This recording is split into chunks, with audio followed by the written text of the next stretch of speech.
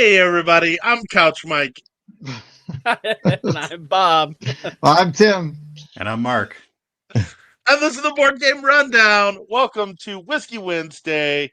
We've got a great guest with us. It is Mark Eberhardt from Fight in a Box Studios. And of course, Fight in a Box has a fun campaign that's live right now that we're going to talk about. But Mark, we haven't seen you since the very first time we had Seppi on, which has been a couple years now. Welcome back. It's been a while. Thanks for having me. Always happy to have somebody from Fight in a Box because, well, A, your games are hilarious, and anytime we can help a friend is a great day for us. That's awesome. Thank you. So Yeah. Mark, I've always been curious how we're gonna do origin story here a little bit. How did you originally meet Seppi and get involved in Fight the Box? All right. So our origins did not happen at Origins. It happened at PAX Unplugged. Hmm. I went completely new to the world of board games, having sort of rediscovered a love for games within the past year or two before that, and I went silly me with a portfolio to PAX, and nobody had time for that. I didn't know that was a thing, but Seppi made time for it. I went with my brother. We played a couple of his games, and he said, "Hey, let's meet up after the hall closes, and we can talk about what projects we've got going on." So this was in the lead up to Processing, Game of Serving Humanity, where processing. I know, it's great. Aliens have taken over the Earth, and we have to sort out humanity and bovanity. So at this time, he's working on that game, working with the illustrator Graham Judd, and he's like, "All right, I've got this game going on right now. This project's happening. I've got another artist on it. Meet with me once a month until this game's ready, and we can talk about maybe having you on for the next one after that." So we meet every month for a year, and sometimes I've got art to show. Sometimes he has design problems with processing, and he's like, "What could we do better here?" That sort of stuff. And we just chat for half an hour each time, and a year goes by, and he asked me to work on Hedgehog Hop, and that's where it started. So for those that don't know, what all do you do for them? What is your responsibilities with them? So I am the creative director for Fight in a Box. I do the art and graphic design for games like Conquest Princess, for End of the Line, and the upcoming expansions for those games. I work on our website. I work on the designs for our Kickstarters. Right now, we've got Barkane happening, and I'm doing a lot of the behind the scenes stuff. In addition to that, I help with playtesting and bringing the games places and showing them to game stores and all that sort of fun stuff. So quite a bit of stuff happening. Yeah. Ooh, that means that you are also responsible for the dumpster fire T-shirt that can be bought on the Fight in a Box website. I am the one that I'm wearing right now. Yes. Love it. Yep. Love it. We're actually working on the expansion for End of the Line right now, so there will be a sequel to the dumpster fire and the dog in the chair art from the previous game in this expansion, because you can't do one, you can't do two, you have to do three. Right. Yeah. That's right. That's great. Bob's dropping the link to the Fight in the Box website in the comments. Great. Definitely check out the dumpster fire T-shirt. Bob, if you can cue up that T-shirt for us, it is definitely my favorite. I need to get one sent to Indiana. Honestly, it's The you guys t-shirts, just have. yeah, the t-shirts are on our fourth wall, which you can find on the main page of our site, I believe, all the way at the bottom.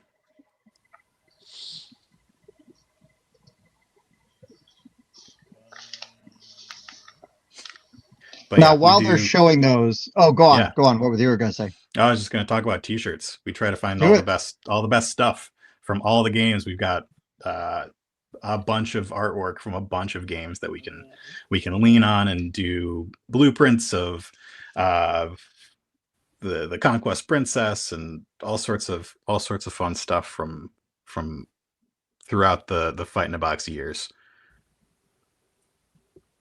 So I have a question for because we were talking a little bit off air about shenanigans with our lists, Mm-hmm.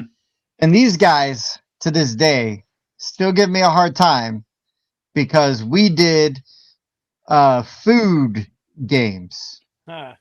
Yeah, Processing was on my list. of course. Yeah, of course. Thank you. See, it wasn't, oh, that's weird, or oh, Tim's a cannibal. It was, of course, because it Of fits course. on that list perfectly. Thank you. Honestly, any of our games could fit into the food category. hmm So the link you were looking for, you found it. Okay, cool. I'm your board game daddy. I like it. Yep.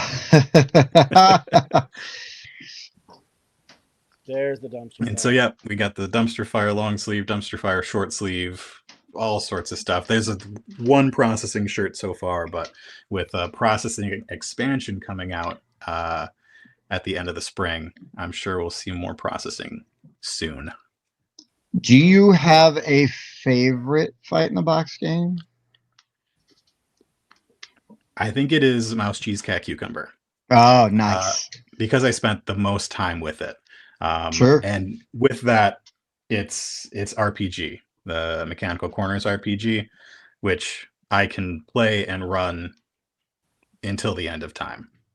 The food puns, the animal puns. Yeah, I just love playing that game. There you go. Bob, Are gotta you go back. a big time RPG? Yeah, I would say Go that on, Mike. I'm. Oh, sorry. Or Mark. Nope. Either way.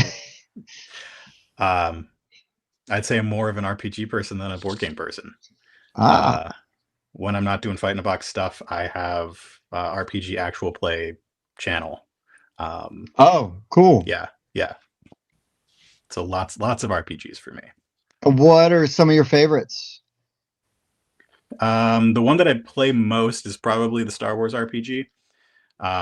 Which edition? Yeah, which one? The latest edition.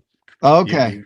This entire shelf right here, the easiest to access books in my space are the Star Wars RPG books. Nice.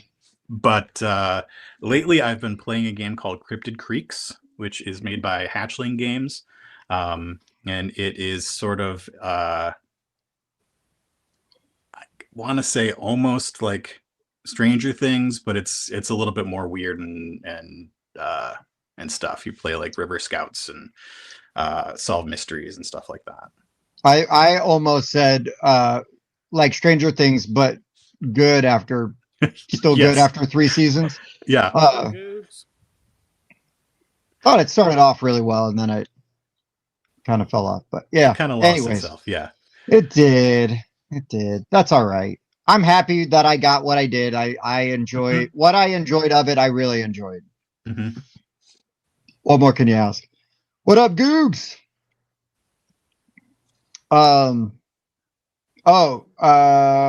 Shoot. Totally lost what I was gonna say, so never mind. Bob and I used to play a lot of the Saga edition of Star Wars, and I have also played a lot of the D6, the old West End games. Yep. Star Wars, because I'm an old man and was buying up as many of those books as I could in the 90s. See, these books were just coming out when I was just starting to get into RPGs and had just kind of gotten into Star Wars again.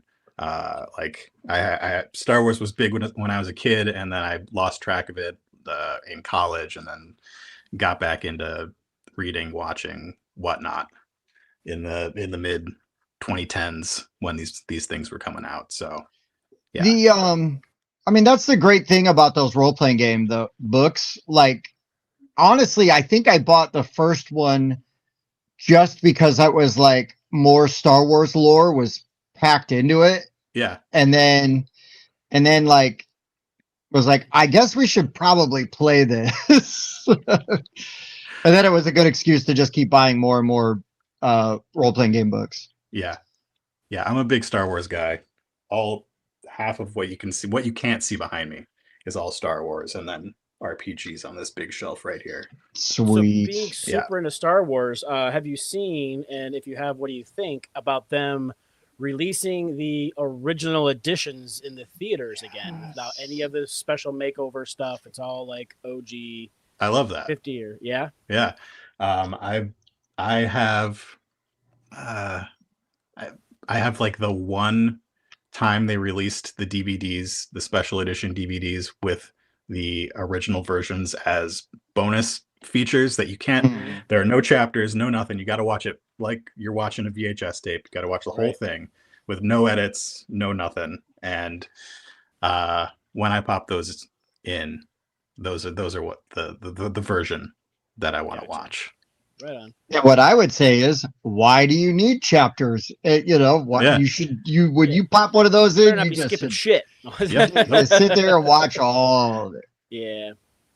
I want to see Minox chewing on power cables. Lightsabers. I do like some of like the nicer space battles, but like I don't like a lot of the other like liberties. Oh, we're gonna put some animals in here, or we're gonna make an extended dance sequence. Like no. Leave all that shit out. Just like, you know, clean up the lightsaber a little bit. You know, clean up some of the space fights and whatnot. But you know, for me, those things have their place in Star Wars. I'll go and watch them sometimes because like those were the versions I grew up with.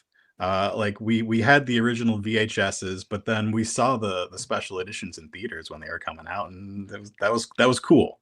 And yeah, so I know them. So I'll go back to them once in a while. But like the last time I watched, I don't remember, one of the prequels on, I think it was Attack of the Clones or something. Yeah. Watched it on Disney Plus. I was like, did they redo Yoda? Because they redid Puppet Yoda.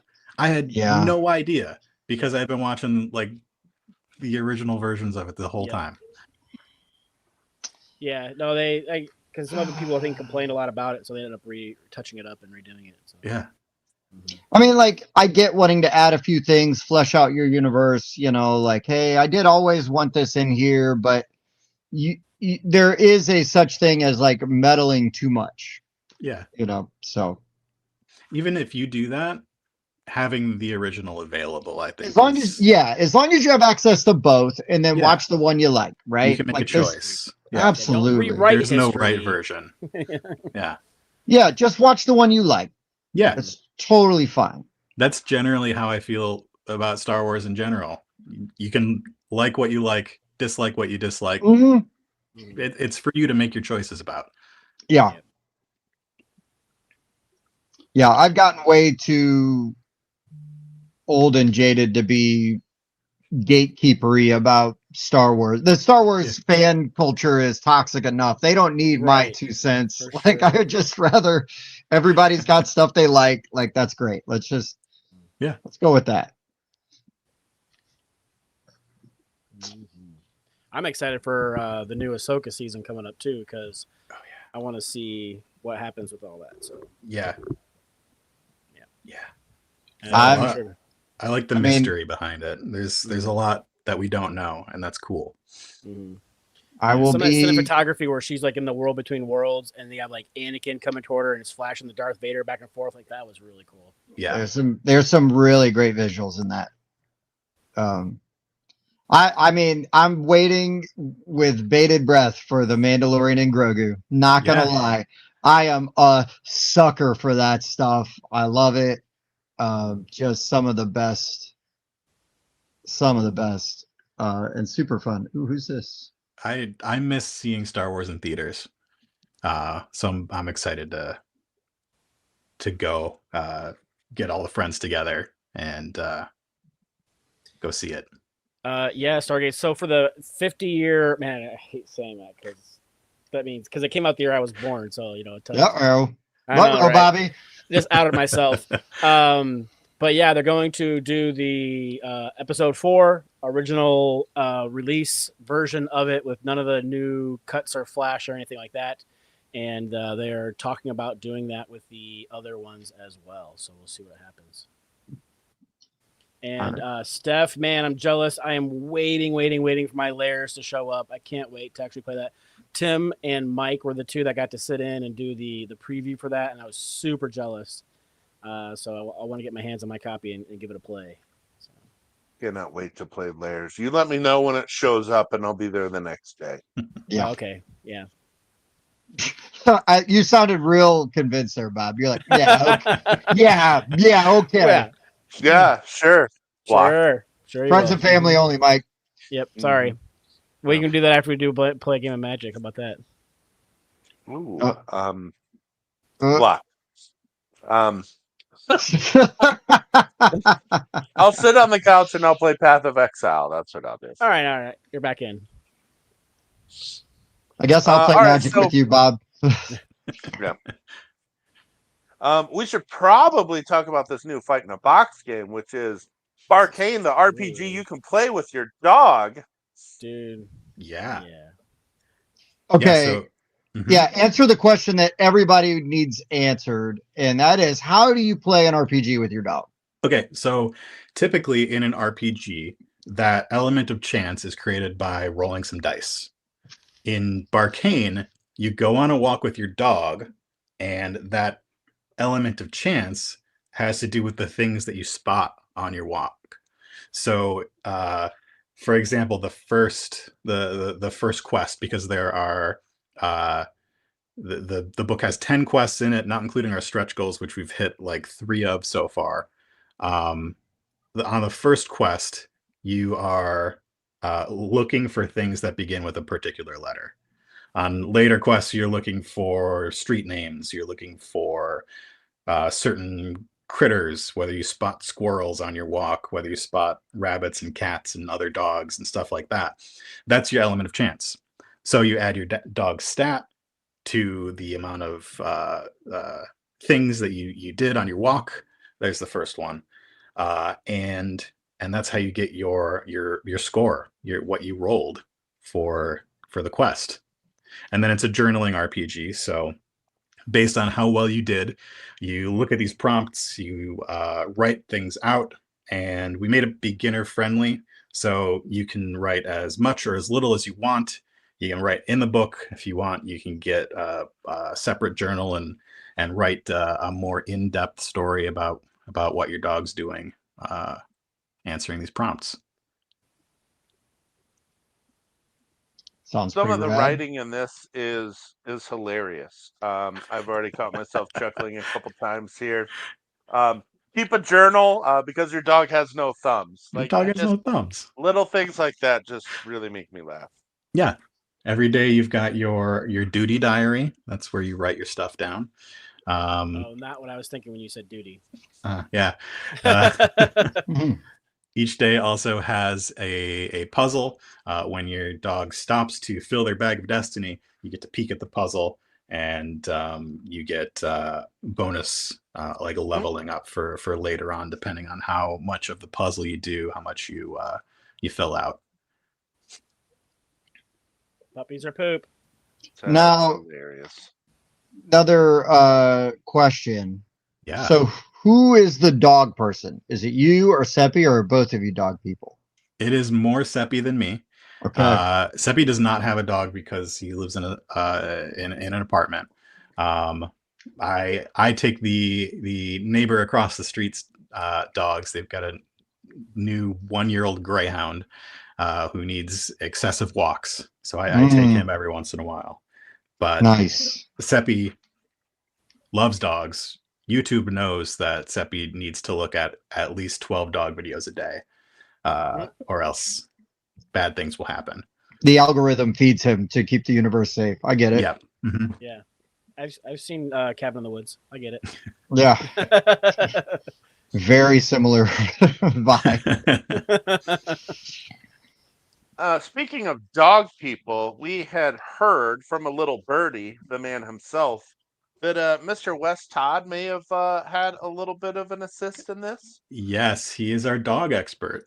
Right now, What? he is play testing. He's play testing all the scenarios, all the quests, and he's going to give us his feedback. So he's been working with us since the fall on this because he is a dog expert. He is a dog expert. Indeed. And he was also the little birdie that told me that he was involved. So Yeah, basically when we mentioned we were having you on the show, he's like, "Oh, hey." Yep. And we were talking about Kim and Jim earlier. Jim is our editor on this project. Oh, nice. Awesome. Yep. And that is, for those that don't know, that is Jim and Kim Breeze. Kim is the creator of the Tabletop Rebellion channel, and she also, I believe she's the one that created Nerdapalooza, right? Yeah. Yep. And so. Her husband Jim has been working with us doing edits on our instructions since, I want to say, since Conquest Princess. Oh, wow, nice. Yeah. The other thing you need to know about Jim is that dude can paint a miniature. Yeah, he can. Oh, holy smokes, that dude is talented. So we've talked about it briefly, but Nerdapalooza is a really small game convention created by Kim Breeze in, what's that town with the little opera house? New Carlisle? No. It's a West Chesterton? Something like that. Sounds yeah. right. I'm combining like Mike three is doing different a great job. I'm doing a great job Charleston. creating Charleston. Okay, I'm doing a great job creating non-existing Ohio towns by taking other towns and mashing their names together. Probably are improving the state. Just saying. That's possible. But it was a really fun con, just playing games all day long in a really neat little venue that was basically an old opera house.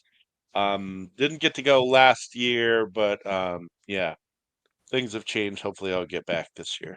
It is fun, and it is South Charleston. I also There missed we last go. year, Thank but it is a fun time.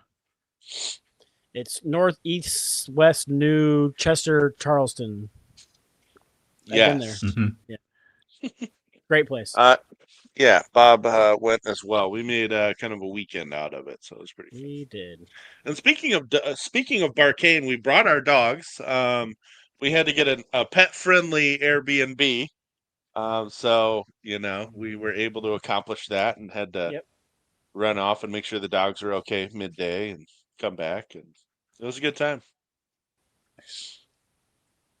Maybe next time we can just bring our dogs inside. That would be a lot better. Yep. Yeah. Winston will be super excited for an hour, and then he'd be cool.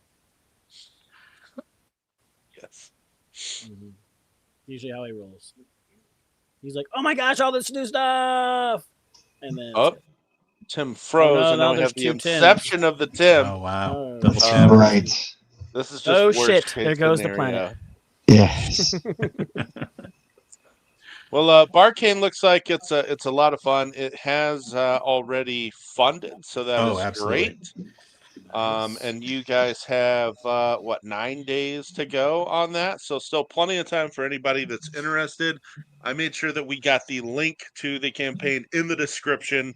Bob posted it in the chat as well. Definitely check this out. This just seems like nothing like anything that I've seen before, and I appreciate your guys' creativity for sure. Oh, thank you. Can I talk about our stretch goals? Because they're super Please exciting. do. Of course. So we're not doing dollar-based stretch goals. We're doing backer-based stretch goals. So at this point, we've got 267 backers. We unlocked a stretch goal at 100, 150, and 200. Our next one's at 300 backers. And these stretch goals follow the character of the puppy prince, who comes from the far north. and his kingdom, the land of the magical lakes, has been taken over by the evil ice giants and their frost imps and frost cultists and I see what's happening here. Other bad stuff up there. I see what's happening here. You know, Seppi's games are all autobiographical, right? We've talked That's about true. That is true. So by helping us get these stretch goals, people are helping the puppy prince reclaim his kingdom. So we've got 2 left on the page right now. I think we're going to reveal the 600 backer one tomorrow because we're just excited. And each one of them adds a new quest. So each one of them adds 3 more pages to the book, which is pretty cool. Yeah. I mean, the frost cultists just want to see the voter rolls. Okay. That's listen, they need to wear masks to protect themselves. Well, because they all work undercover is what I was told. That's why. Even though they're giants. Literally the excuse I was given. They all work undercover. You got to protect their identities. Big chilly giants up there. If only the that little puppy prince up north would comply, there would be no issues. Oh, boy. I think that's what I've heard is what you're supposed to do. That's right. What's up, Andrew? Speaking of Ohio town natives. Ohio town. Now we're definitely making up East Ohio town. East Ohio town. I think that's where the Haitians were eating the dogs and the cats. So the puppy prince better stay out of there. Yeah. That's right. Turn into a meal. Yep. So that is Barkane, A Game of Bones, a prequel to the next Barkane because we're already planning more Barkane for the future. Nice. I just again always love Fire and Ice. I love it. It's you guys do this in all of your games, and I legitimately love it so much. All the puns, all the jokes. It makes me feel clever for getting it. Like, ooh, I got that one. You know. So yeah, it's awesome. It's awesome. All right, well, let's get into this. Let's get into this topic. But Bob, there's probably something. Yeah, I was gonna say something else that is clever is our buddy at Lawhorn Design when it comes to making websites, T-shirts, banners, anything you might need. Mike, roll that beautiful bean footage. Get your games noticed with help from Lawhorn Design. Eye-catching backdrops, banners, table covers, signage, and much, much more. All shipped directly to you or your next big show. Fast, reliable rush orders are always available to keep you prepared and professional. Contact Lawhorn Design today for all your creative marketing, branding, website, and event display needs. That is the quickest I've seen Mike on the button for that. Like, Mike, you were right there. Like Bob said it, you hit the button. I loved it. Usually great. We're all sitting here awkwardly for Mike to find the video. Like, oh, wait, I get it. Maybe it's because I'm doing other stuff, and I'm like, okay, which tab is the ad in? I don't have anything else to do tonight. It feels weird. Mm-hmm. So, I have extra hands that aren't being used. Hold on. Do all these activities. Get to this list. Yeah. So animal games. I think it's pretty obvious why we chose animal games, given the dog RPG that we've been talking about. Is there really any criteria for this other than must have animal in game? So I would say actually in the game and not just like on the box or in the title. Sure. Yeah. Yep. Yeah. Sounds good. Okay. It does sound good. So I guess we'll just jump right into these because, I don't think there's a whole lot of introduction that needs to go into this. If it's an animal and it's in a game, it might be on the list. You filthy animal. Correct. All right. So as usual, we'll start with Bob and his number 5.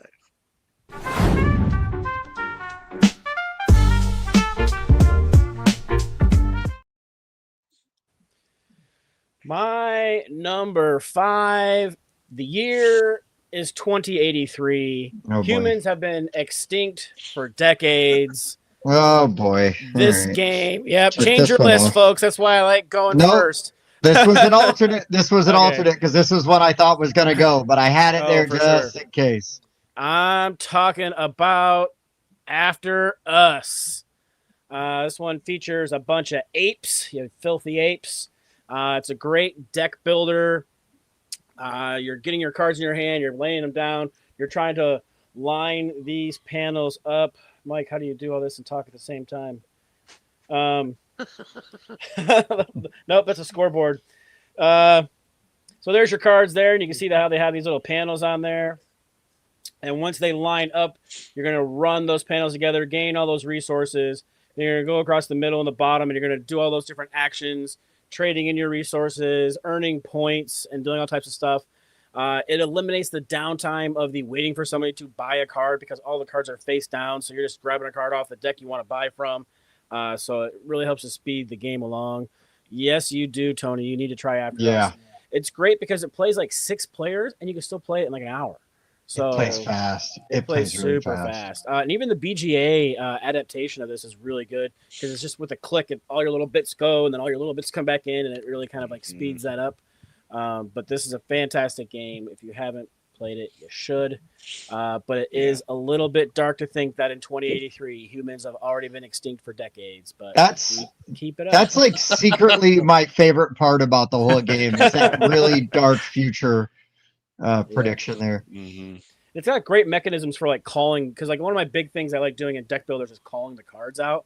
And one of the resources you gain is rage, and you can, you know, spend your rage to call those cards up, and then you still get like a bonus for calling that card out, which is nice.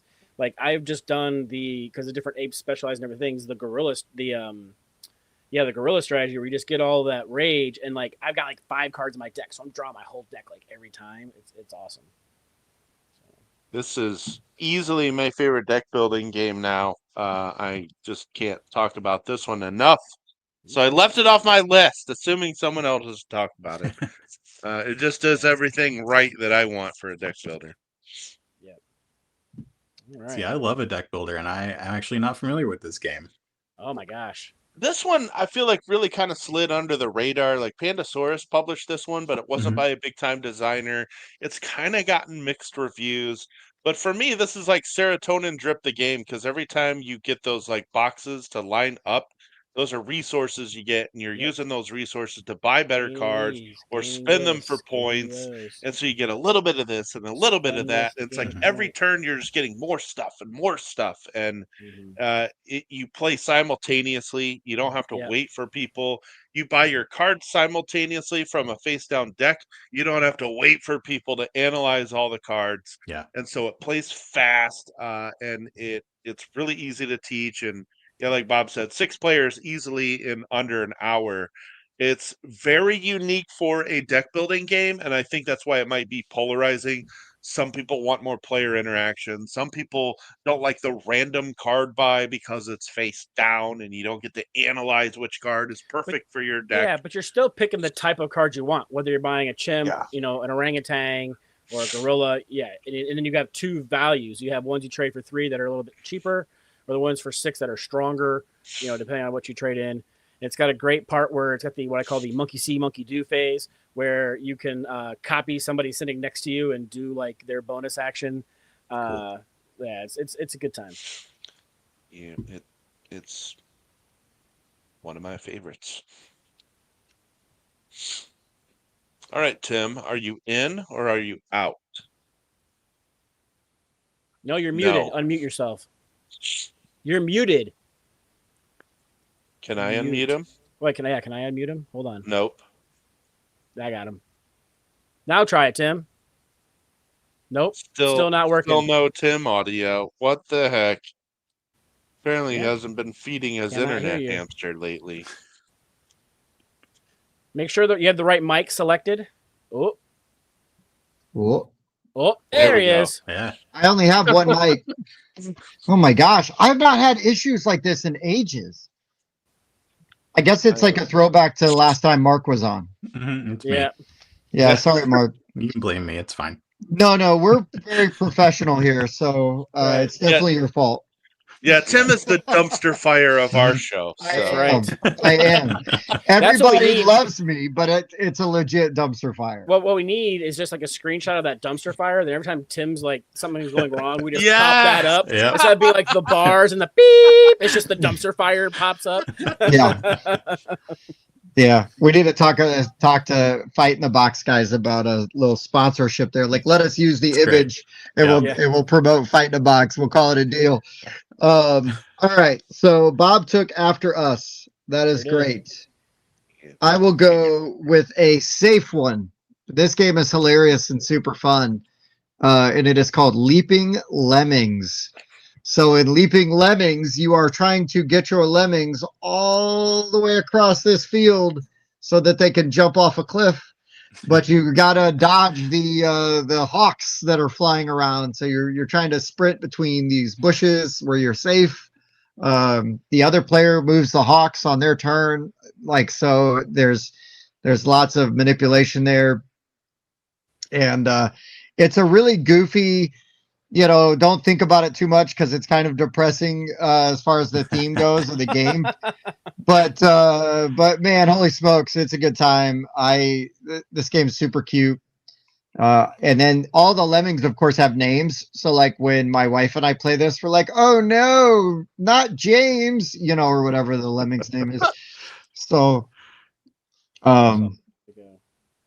so it's really fun. It's really cute. We got this game in like a play to win at a local, well, I say local, but like a small Indianapolis board game convention. And we won it, or did we win it in a play? Yeah, it was a play to win that we wanted it. We played it. My wife's like, I like this game. And I'm like, well, we're playing it like 3 more times so we can get entries in. That's why he likes it. Mm-hmm. Hey, if I can get her to sit down and play a game, it's going to be in my top 100. No, one of the dudes' name is literally Tim. Oh, that's why. Yep. Yeah. That's true too. She makes sure that one gets eaten. I guarantee right. it. Oh no, did Tim get eaten? Oh, shame. Sad day. Bummer. How's that life insurance policy? That's right. You fill out the paperwork for that new job, right? Oh shoot. So Leaping Lemmings is my number 5, and then I'll say what up to Carlos because I saw he's in there now. Oh, what up, Carlos? Let's pop that up. Hey, yo. All right, Mark. All right. So my criteria for this is I have my wife doesn't like to play games. So okay. All the games in my collection are games that I can get to the table, games that she will enjoy. And my number 5 is Mlem Space Agency. Which I had that as an honorable, and that was an alternate. We have a crossover. That was my number 5. Yeah. Nice. Sweet. We Mlem's great. We mentioned Nerdapalooza earlier. That's the first time I played it. Was two Nerdapaloozas ago. In this one, you are a team of catstronauts taking off into space, and the fact that you are all in it together, at least at the start, is really fun. Like everybody is taking off in this rocket together. You choose your astronaut that you want to send up, and you can get off at all these different stops. Your dice rolls can what is it? They can only go as far as the dice rolls on the mat, and the production quality of the whole thing is great. Yeah, it's this like super nice neoprene mat. All the die cut shapes and everything. It's really nice. But yeah, this is one that I can get to the table for just about anybody. Any skill level of gamer can learn this one pretty easily. Well, the choices are so easy. It's like, are you staying or are you going?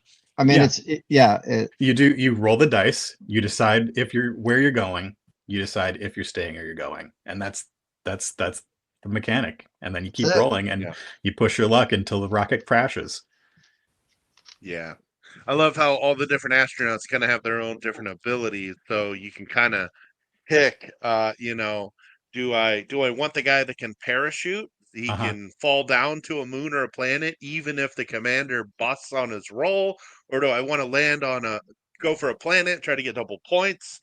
Yeah, I've been playing that one again on Board Game Arena. It's really fun. And that you can try to spot what other people's plans are based on what astronaut they pick, and yeah, it's fun. And the cat theme's all over it. Indeed. Now, are you a cat person? Yes, you'll probably see a cat coming and going. That's cool. I've got 3 cats and a dog, so I have a cat at work. So every one of Tim's cats has something wrong with it. That's true. That's true. I'm a softie. That cat needs help. Yeah. Specifically, my help. Yeah. Yeah, so this one was the last one I added to the list. I sort of forgot about it, and then like right before we went live, I'm like, oh my god, I gotta have Mlim on this list. So good pick there. To answer Carlos's question and segue into my number 5 here, I would say that cats are maybe overdone, and I don't want to say overdone, but they probably have the most games about them. They're done the most. I wouldn't go so far as to say overdone. But cats definitely get the most love in the board game world. They're way overrepresented compared to dogs, that's for sure. I was waiting for you to be like dogs, just to crap on Barkane. Who plays games about dogs? Well, there's way more cat games than dog games. There are way more cat games. Definitely. Think of the hobby, and those of us that are into the hobby. There's a lot of cat people in the hobby. You don't judge Tim. Yeah. So Bro, I have 3 cats.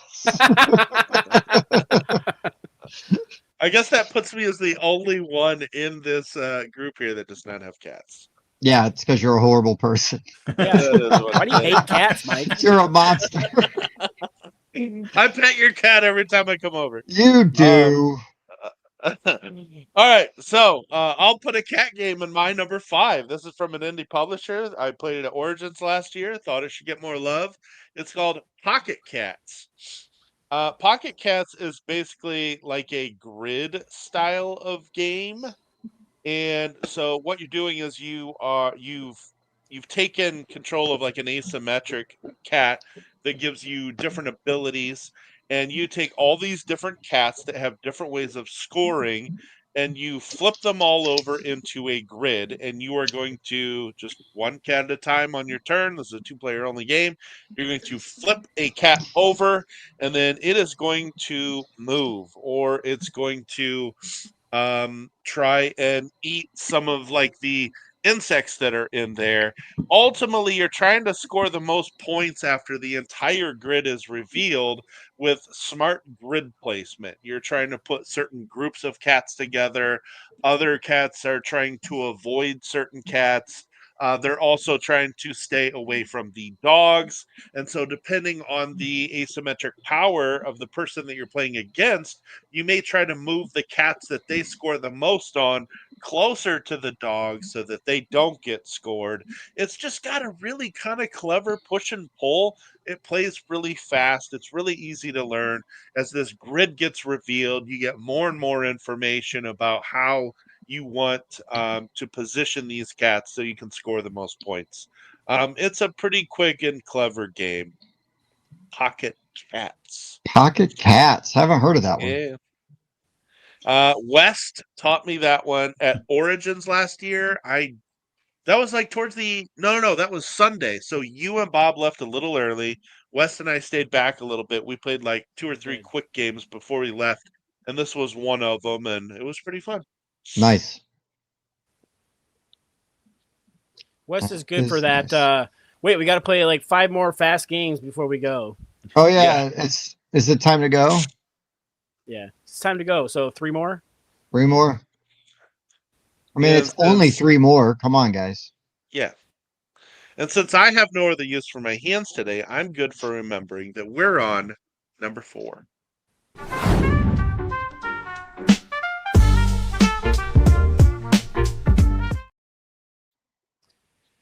For my number 4, I felt like the reptiles needed a little bit of love, and so I chose Garden Geckos. Cross that one off. Yeah. Well, wait a minute. Let me get to the real box cover here. That's right. There you go. Oh, that's not what I thought you were going to Superior do. box art. No, Garden Geckos is just a fun, cute, like contract completion kind of. I don't want to say area control, but you're taking one of these tiles, you're placing it down next to other tiles that match, and then you're laying your gecko across the matching terrains. And then depending on where your geckos are at, you're trying to complete these different contracts that are available. If you manage to enclose one of those bugs, you get to take one of the cool bug meeples and take those. And there's those contracts. So you're going to connect those different types of terrain together, or you're going to like be touching those different insects together in order to complete those contracts. And you play through that whole stack of tiles, and then you tally up your points. Whoever has the most wins. But I played this too. Actually, I took it to PoppyCon, a little small convention that we got here. Taught a bunch of people how to play. They all really liked it. They thought the components were cute. The little geckos that you get to put out, are shaped really, really neat. They look like little actual geckos. Let's see if I can zoom in on some of them here. And I guess that's all you get. But no, this is just a fun by Tin Robot, another kind of small publisher from Canada. Super nice guy. If you haven't played Garden Geckos, you should check it out if you like tile laying and contract fulfillment. It's so brain burning too. It's just because it's such a simple thing. You got these 3 tiles in your hand, you pick which one to play, and you're trying to just position everything just right to either enclose one of those bugs or get your gecko across the right territories to complete those contracts. That's right. And, yeah. That is right. Yeah, that's a good one. This game might be a good one. This game might be like at the very height of crunch per rule ratio. All you do is place a tile, but there are 15 things to consider when you place that tile. It is so much more brain burnery than it looks. Yeah. Yeah. Good stuff though. Very easy to play. Yeah. All right. So my number 4 is probably the newest one on my list, and at least newest to me. This is a game that somebody reached out to us and was like, "Hey, we think you'd like our game," and I was like, "I'll give it a shot." And Mike and Bob haven't played this yet, but I played this with Wes and his son, and we probably played it 5 or 6 times because they kept asking to play Squeaky Kingdom. So in Squeaky Kingdom, you basically have this hand of cards. They're like mice, and there's like cheese cards in there and stuff like that. And so you're trying to build these sets, and you'll be the first one to get these sets out in front of you. You either need like 1 through 5, or you need to have 3 of one kind. Well, the problem is to play a 5 down, you need to discard 4 5s, and then that 5th card goes in front of you. So you're discarding 5 5s. To play the 1, you just discard the 1, it goes right in front of you.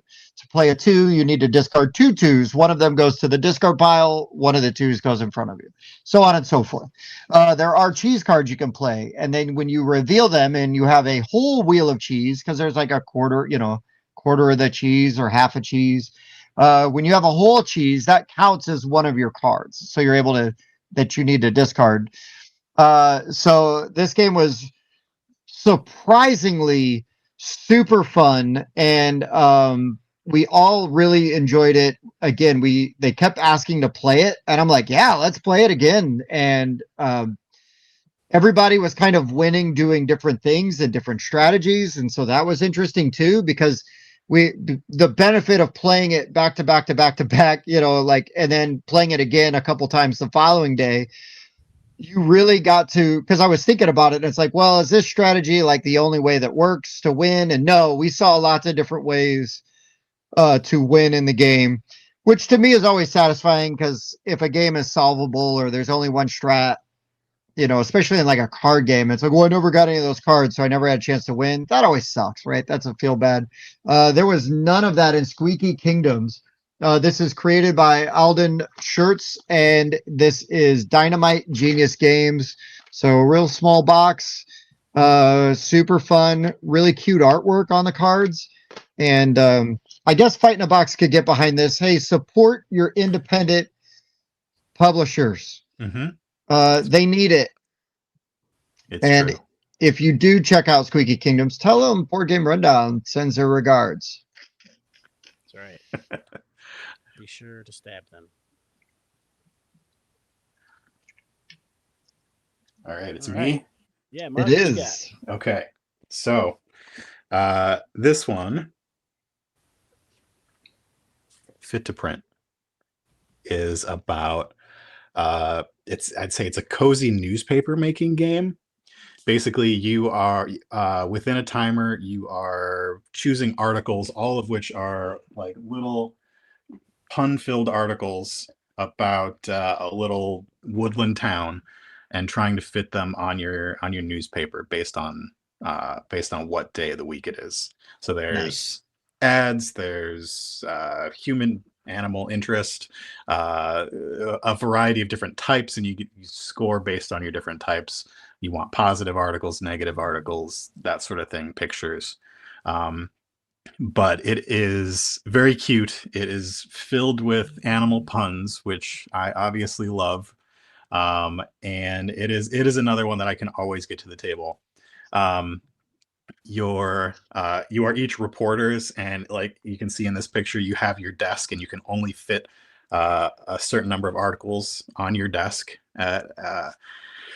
Yeah, this one's pretty good for us. Is this like networks except newspaper stuff? Like you've got to build those articles and put together the. Sounds like it. I've actually never played Networks. Oh, okay, yeah. So networks, you're like everybody's running their own network. Okay. Spoiler. But you're filling like time slots, and certain things do better on other days or time slots than other. Yeah. Okay. Cool. Yeah, as you can see from this one, you've got like the above the fold, below the fold. Things score more points or different points based on what they're next to and where they are in the paper. But yeah, it's Fit to Print. I need to write. I'm writing print. this one down because it's yeah. So this one came out a couple years ago. AEG. It is, I would say, fairly lightweight, but like it's the spatial reasoning that not everybody can do, right? Because you can't place your articles until you choose the articles, put them on your desk, and then you place your articles, and you get negative points for articles that don't make it, and you can hold on to some articles for later rounds and stuff like that. Yeah, I love the idea though, like the newspaper, like it's just such a cool theme also, right? Yeah.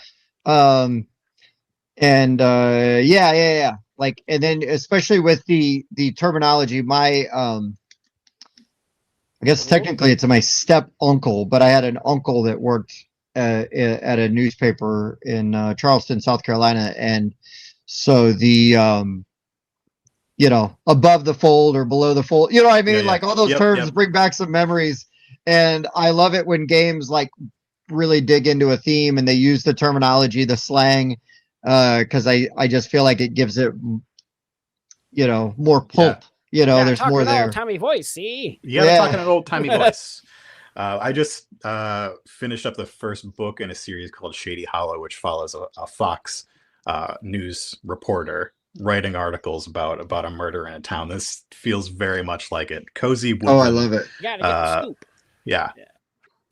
Ian O'Toole, so I'm a fan of that. Oh, he's a hack. Done a couple things. I'm just kidding. He is definitely not a hack. He's amazing. If I fits, I sits. Oh shit, that's so good. Nice. Cool. Yeah, I'll have to check that one out. I feel like I had heard that game name, but I never really heard much about it. I think it released, it was a Kickstarter alongside Verdant, if you know that one. Yep, Verdant. Yeah. Cool. All right. I guess we'll keep highlighting the lesser known games and trying to bring up those indie publishers. Now that this one is being fulfilled, I will include Trash Dash as my number 4. Yeah. Trash Dash is by Shiny Pigeon Games. Parker Simpson, I stick to my Parker's story. Parker Simpson, designer and artist, one man show. And this is a racing game. And this really kind of feels like much like Mario Kart. I actually get a lot of magical athlete out of this, except you are actually using cards to move your racers forward and try to cross the finish line first. You're doing laps around those cards. The dice can be a modifier to your action. You got different ways you can mess people up or knock them back or make them not move. And all of these different critters, there's a raccoon, there's a possum, there's Pigeon. other animals that like trash. And they all have special abilities. And they have multiple different Well types done. of special abilities. So it just yeah, there you go. There's more of them. It does have a pigeon in there. I You thought so. know, animals that like trash. Yes. But I just thought this was really fun. I like to play. Mike, you muted yourself. Oh, I thought it was me. Yes, it wasn't me. I was like, well, there went my internet again. Okay. Well, this headset is touchy and it came unplugged real quick. But I like the player interaction. I like all the different player powers you get with the different animals. And I like that each animal has multiple types of, like, they have one set of special abilities, but like multiple types. So they all kind of have a different theme in their abilities. And I just thought this game was really fun. And this one will be available very soon. Yeah. My copy Oh, showed yeah, up Cat. yesterday. Nice. Yep. Oh, yeah, he knew about it. Perfect. See, look at this. The timing just it's inevitable. So yeah, Trash Dash. It's a lot of fun. We got to play the preview. We got to play a prototype when it went live on Kickstarter. So yeah, happy to see that is now getting to backers. Nice. We should actually Ooh, have a copy ooh. here pretty soon as well. Carlos with his first banger question of the night, Well, at least that technically I've it's seen. second or third, but yeah. Well, banger question. This is a good Oh, one. sorry. The I rest don't of them know. were Sorry, subpar, Carlos. so- I'm just messing with you. Carlos. Well, he sets the bar so high that, you know. He does. He does. All right. Mark, how about you? Has a game ever made you see a real animal differently because of the way it's represented? That is a tough question. Dude, Carlos, telling you, he does all my research. I thought of an answer if you want a second Yeah. to think Well, about this. I mean, let's be honest. Nobody has visualized cats as legitimate astronauts until Blem, right? True. Yeah. I mean, that's the easy one. I mean, the Mike, I Russians didn't mean sound to, like a I didn't monkey mean up to there, steal but- what you were going to say, Mike. But what else? No, What else did you have loaded, Mike? And I definitely never considered a raccoon was a trash panda until I played Trash Dash.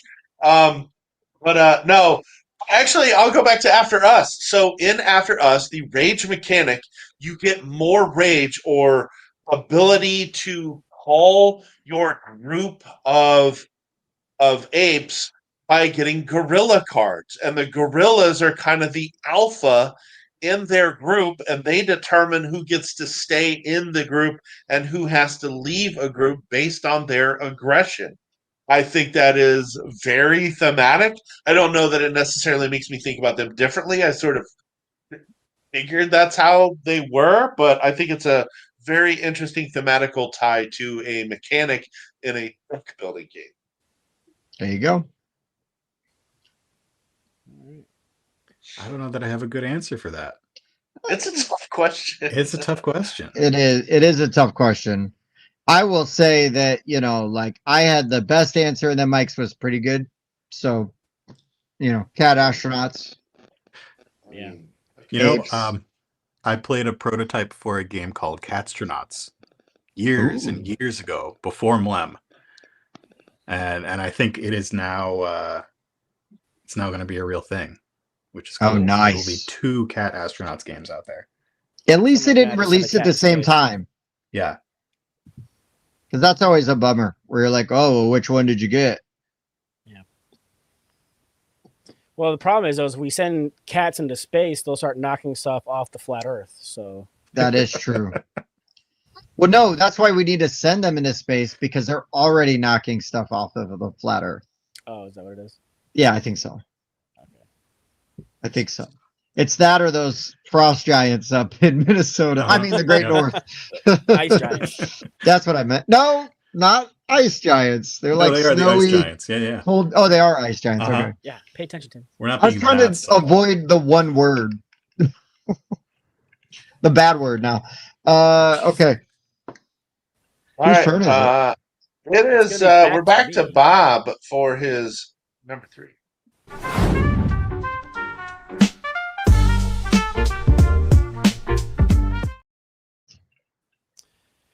Well, we talk about this game quite a bit because, in my opinion, it is the best span, and fish need representation too. So here comes Fin Span. Whenever anybody wants to play a span game, I always recommend we play Fin Span. I think it fixes a lot of the resource problems I have with some of the other ones. I like how my cards can be resources, and I'm discarding them into my own private discard pile, but then I'm also playing cards that can pull them back out. I like the dive mechanic, how you're just kind of going down deeper in the water, activating all those sections, drawing cards, making eggs. It gets rid of the egg mechanic being the best mechanic there is. You really want to get those hatched, move them around, create those schools because you can get lots of points for those. And there are some ugly ass fish out there. Mhm. Some hilarious names too. Oh yeah, yeah. I can't really say any right now, but I did call some people out while playing some of those, and it was quite hilarious. You don't want to get us canceled. Yeah, exactly. But yeah, there's a nice little addition there. So yeah, like your hand is open play, and then you're putting these fish out. You're putting eggs on there, and even these base pieces are super smart because you have that egg, and then when it hatches, you flip it over, and the fish is on the other side. So it really cuts down on fiddliness of having to put something back, take something else, and put it out. You just bloop, flip it over as it hatches, and then you're moving them around. And once you have 3 in a spot, you take them off, and you make those schools, and that makes it worth double the points. So it's good stuff. You didn't even And pick so- the best fish game. It's What, and it's Tim so Span? smart too because it keeps it makes sense mechanically that your egg hatches and you just flip it over to the other side, but also it saved them a lot of cost in production. I mean, think about all the chits they didn't have to produce. Like it just really, really Yeah. smart game. Love it. Yeah. Nope. It's really good. Really well made. It's the best span next to Tim Span. But it's still not the best fish game. Anyways, I'll get to that later. I want to talk about another independent publisher, and I'm talking about Dead Alive Games, who is known for Lunar Rush and Omnicron Protocol, but they do have Cyber Pets Quest, which is super fun as you are playing as your cybernetically enhanced pets trying to save their owners. And it's got asymmetric player powers, whether you're the cat, the dog, the goose, or somebody else. And the map is really neat, like the way they do the board for this. And then there's branching paths. So it matters on how you solve or finish the mission, because that's going to determine what the next mission is. And they just did a really nice job with this cute little game, great art, fun little story. And believe it or not, it actually kind of ties into Omicron Protocol as well. That's the one. Yep. That's what I said, booty trap. So yeah, it's really cool, really neat, and some good dudes over there as well. So yeah, just gonna continue to highlight those guys. There we are, Bernie. Okay, so Cyber Pet Quest. Also, just check out any of the games you find in their catalog. For sure. And catalog is also still cat themed, so we're still on topic. On track. Counts. Well, speaking of pets, the next game for me is by a little indie company called Fight in a Box. And it's not one game, but it's two games because we made way back Squirrel or Die. Yes, I love the name of this game. Just the name alone. And recently, Squirrel or Die has been reskinned as Puppies or Poop. So, in Puppies or Poop, you play it in two phases: the morning and the evening. In the morning, you take your dogs out for the walk. And these two dogs in the game are based on two real life dogs, Jack and Neil, a Frenchie and a pug. And in the evening, you have to call them back in, and you have to try to not step in the poop that you dropped in the morning. This is on the list for me because I did the art and graphic design for this game, and it's been doing pretty well for us. I think it's a lot of fun. I can always get it to the table. I can get this to the table more often than I can get Squirrel or Die to the table, which is kind of funny. But yeah, Puppies or Poop. Love it. Love it. I heard the graphic design was shitty. Just a joke on poop. Sorry.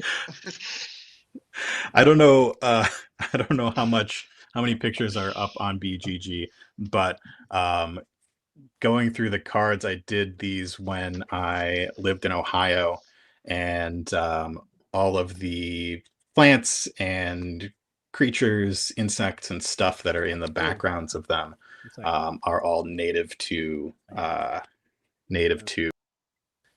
Mike. Just keep putting it on Mike awkwardly. I'm trying. There it is. There we go. We got like milkweed and dandelions and ladybugs and oaks and all that sort of stuff. And poop, of course. And poop. Don't nice step swirl. in that. Yeah. Well, it is until you step in it. Yeah.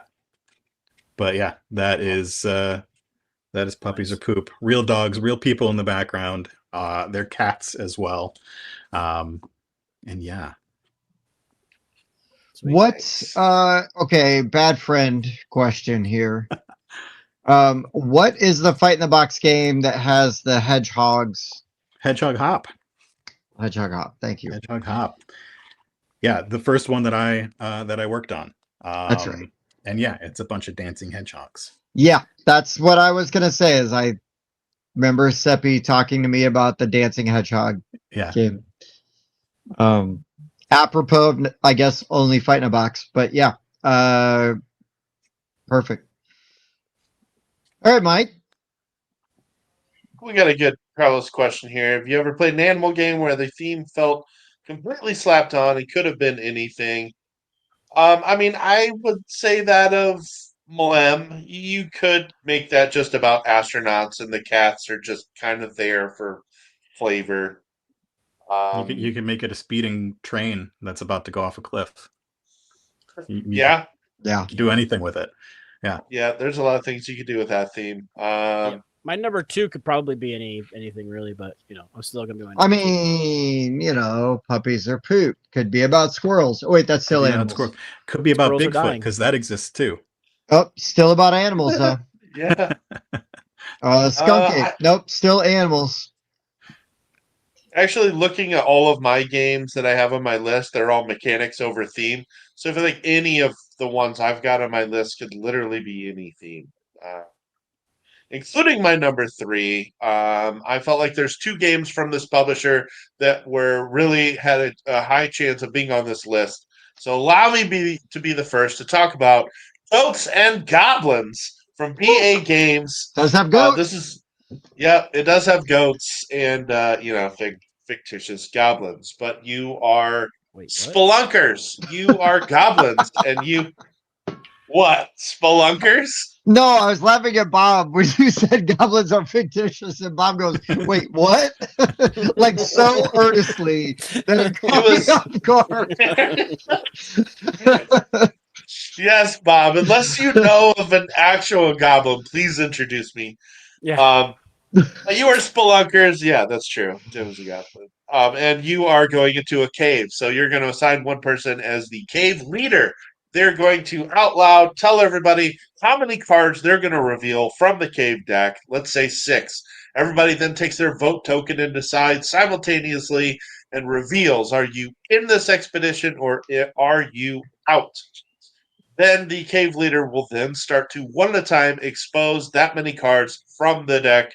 If they reveal 3 or more cave-in cards or cave-in total from the cards, because there's ones, twos, and threes, if the total of the cave-in cards is 3 or more, that expedition has failed. Everybody who was out gets all of the goodies that were found during that expedition, and you're trying to amass the most gold at the end of the game. So there's gold, there's special power cards, there's ways that you can screw other people. You can force them to draw more cards.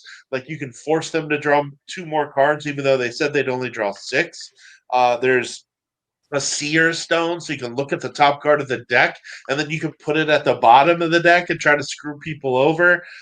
There's just a lot of things to like about this game for a push your luck game. You're involved on every turn. It doesn't matter if it's not your turn.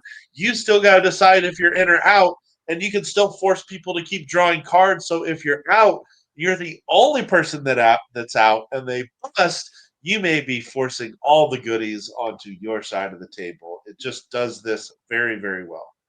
Fantastic, simple, straightforward game. The deluxe version of this game is phenomenal for what you pay for what you get. Like it's crazy. The coins, they don't quite show it here. They show the box, which is this guy. But you get these nice in or out coins that are in there, the sleeves and everything else. Yeah, he's not watching, so I can say this, but gosh, this game's so good. I just wish I liked Sam as a person. For real. I'm just kidding. He's so nice. He is so nice. I love Sam so much.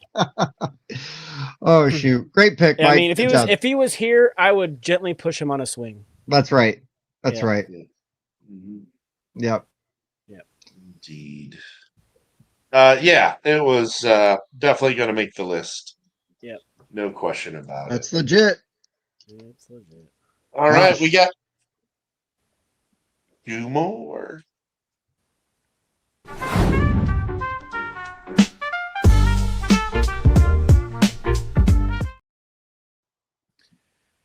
People that know me know I like to win games. And That's usually true. if I am not doing very well, I'm not having a great time. I try to be a good sport about it.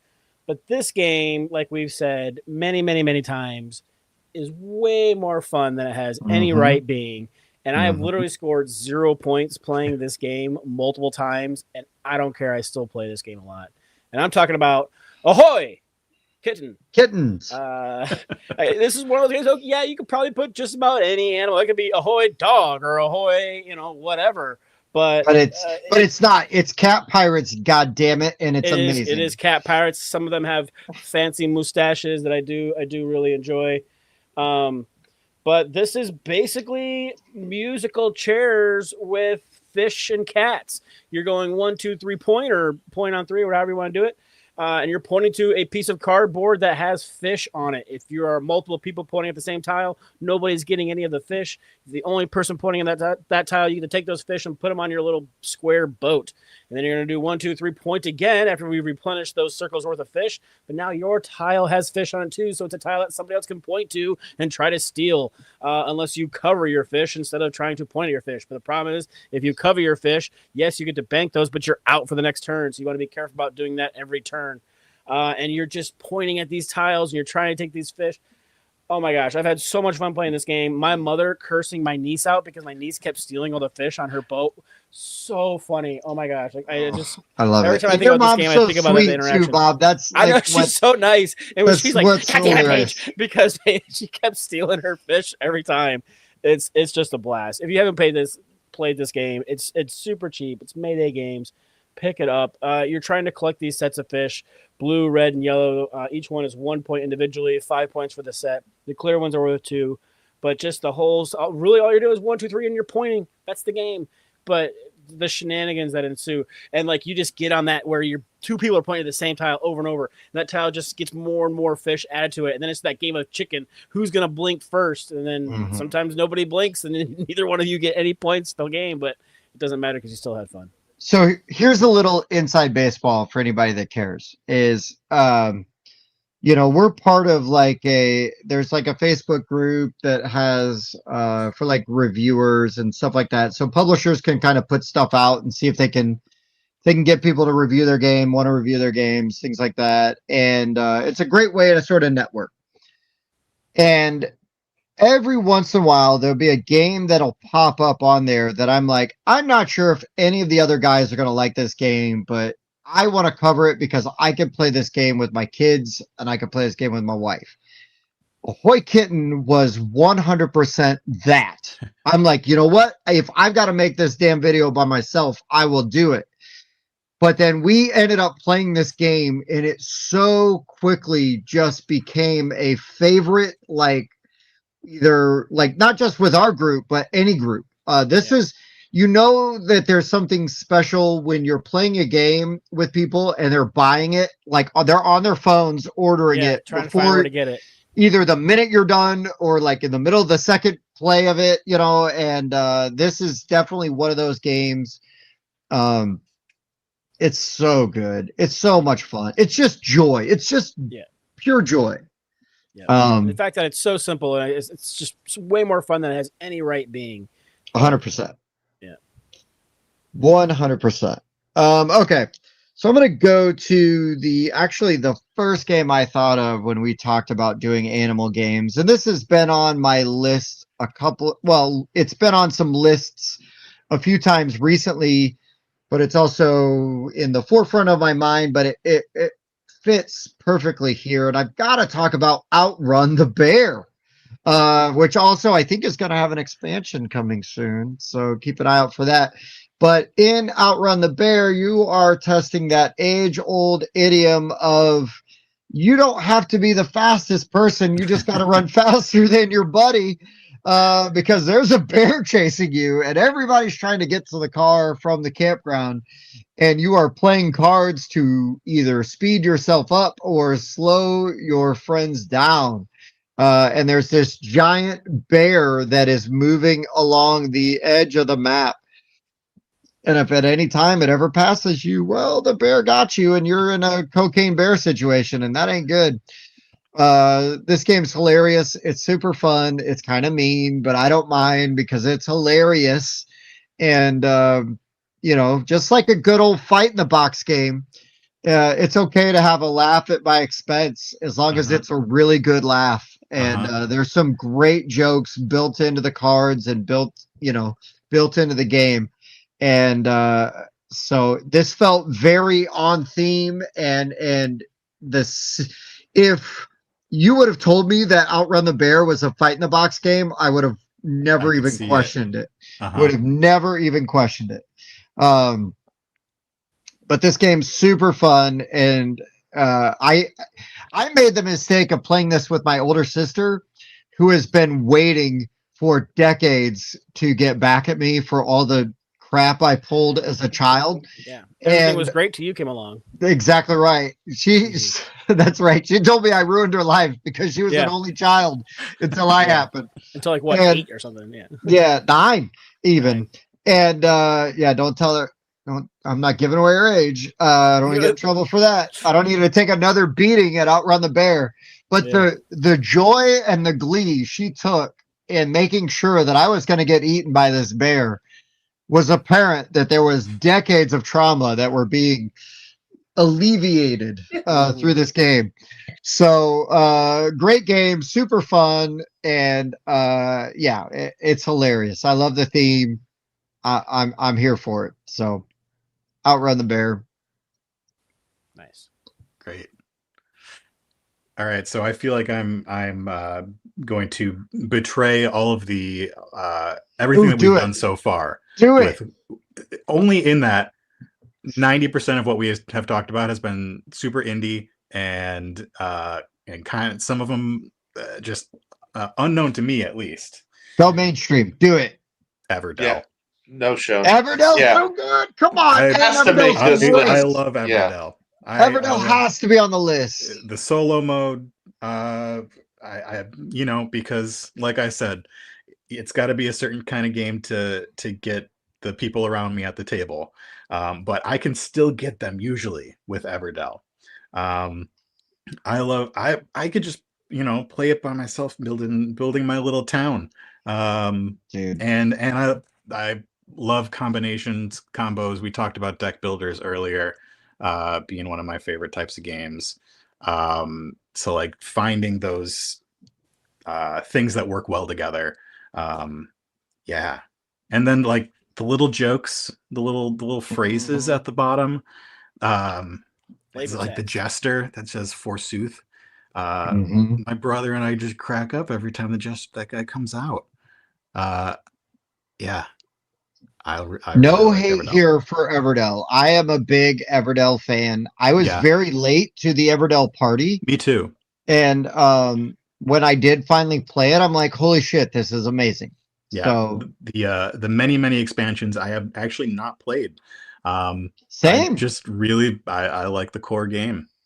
And with the production values. The production values are great. The transparent things, the squishy things, the big tree. It's all great. So I've played none of the OG. I have all of the Everdell expansions, but I have not played any of them, which is typical for me with expansions. Yeah. Right. Yeah, I'm consistent. And then but we have you tried Far Shore or Silverfrost or Duo? I've not tried any other Everdells.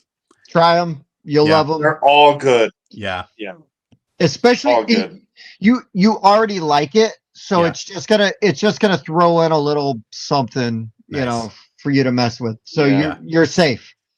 Okay. Yeah, they all just throw in a little wrinkle that makes them unique and doesn't divert too far from the base game experience. That's a really good point, Mike. That's exactly right. Yeah. I love that all the expansions like fit with that baseboard too, as like puzzle pieces. I just think that's really cool.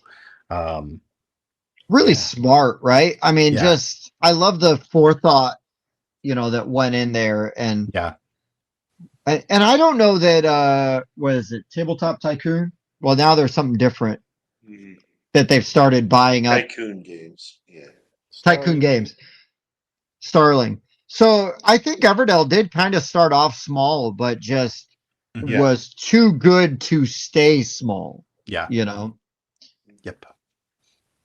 And I grew up on like Redwall and stuff. Oh, dude, Redwall's so good. Yeah, it just fits with this aesthetic that has been with me since I was in like the 3rd grade. I will not mention RPG. That was awesome. I will not mention the other Redwall-esque board game, just in case it steps on anybody's toes. That's a good idea, Tim. But no, that's fantastic. Great pick. No hate. But no shade. Also, the Andrew Bosley art. I mean, he's awesome. He's done a couple things. Yeah. He's done a lot of my favorite things. Actually, I should say the same thing about him that I did Ian O'Toole. He's a hack. Which he's clearly not. We got another interesting question from Carlos. Is there an animal that's too powerful conceptually to be balanced in a board game, besides the cat, of course? I'm struggling for an answer on that one. I mean, I feel like dinosaurs are powerful, but there's lots of dinosaur games. Oh, so many. There are, but the thing is, there's a lot of them, they are the main thing. One of my honorable mentions, I feel safe talking about it because I don't think it's going to be on here, but Perseverance, where they're not like the main attraction, but there are dinos on the island, and you have to literally protect your encampment from these, raging dinosaurs that do end up coming for you. Let me just cross off my number 1. Just kidding. Wow, how large did you write that down? Yeah. You crossed off half this page. Yeah. Hold on, if it's not dramatic, what's the point? All right, so I'm going to go with a complete troll pick for my number 2 here. Do it. Tim's fan. It it barely has anything to do with animals at all, besides the name. But since Tim's internet hamster keeps giving us problems tonight, my number 2 is Hamster Roll. Hamster Um, roll. from 25th Century Games. This literally has nothing to do with hamsters other than it looks like a hamster wheel. And this is a dexterity game. You're given these awkward chunks of wood. You're going to throw them onto these little platforms inside of this wheel, and you need to get rid of all of your pieces.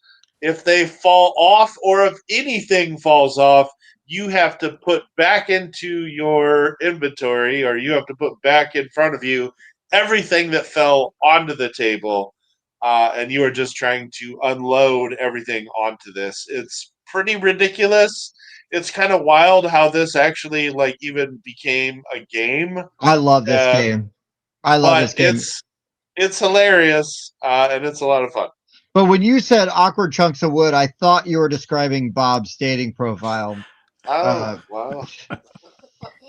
You've seen my OnlyFans, I see. I do sub. You know, I'm one of 3. It's easy to tell us apart. I gotta stop using Timbot for everything. That's right. Yeah, Gives sure. you away. Dead giveaway.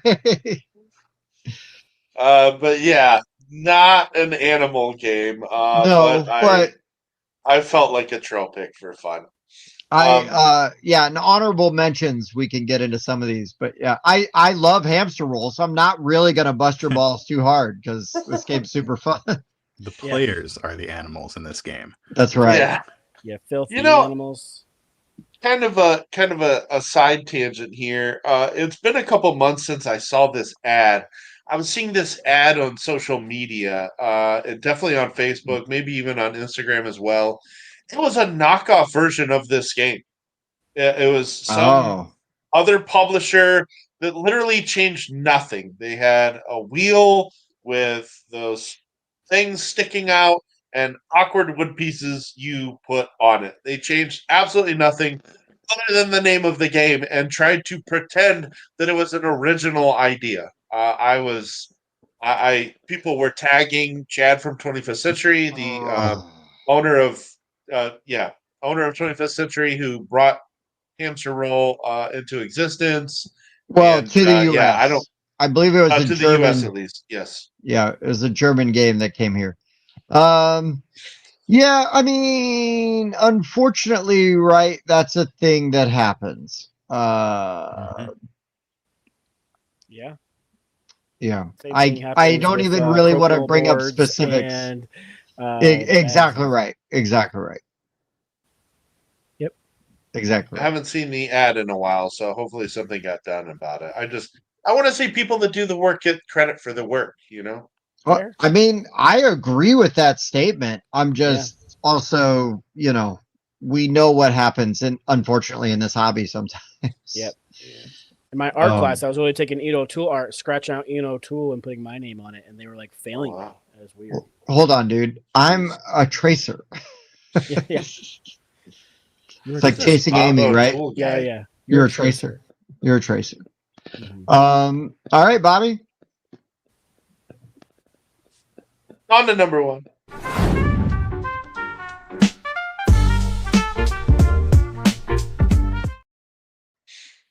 Well, first one I put down because it's one of my favorite games. It's got badgers, it's got weasels, ravens, rabbits. I'm glad Mike picked the game he did because this other one was my number 1. You know, I'm talking The Forges of Ravenshire. I love me some Forges. It's just a fantastic engine building game where like your engine's already going.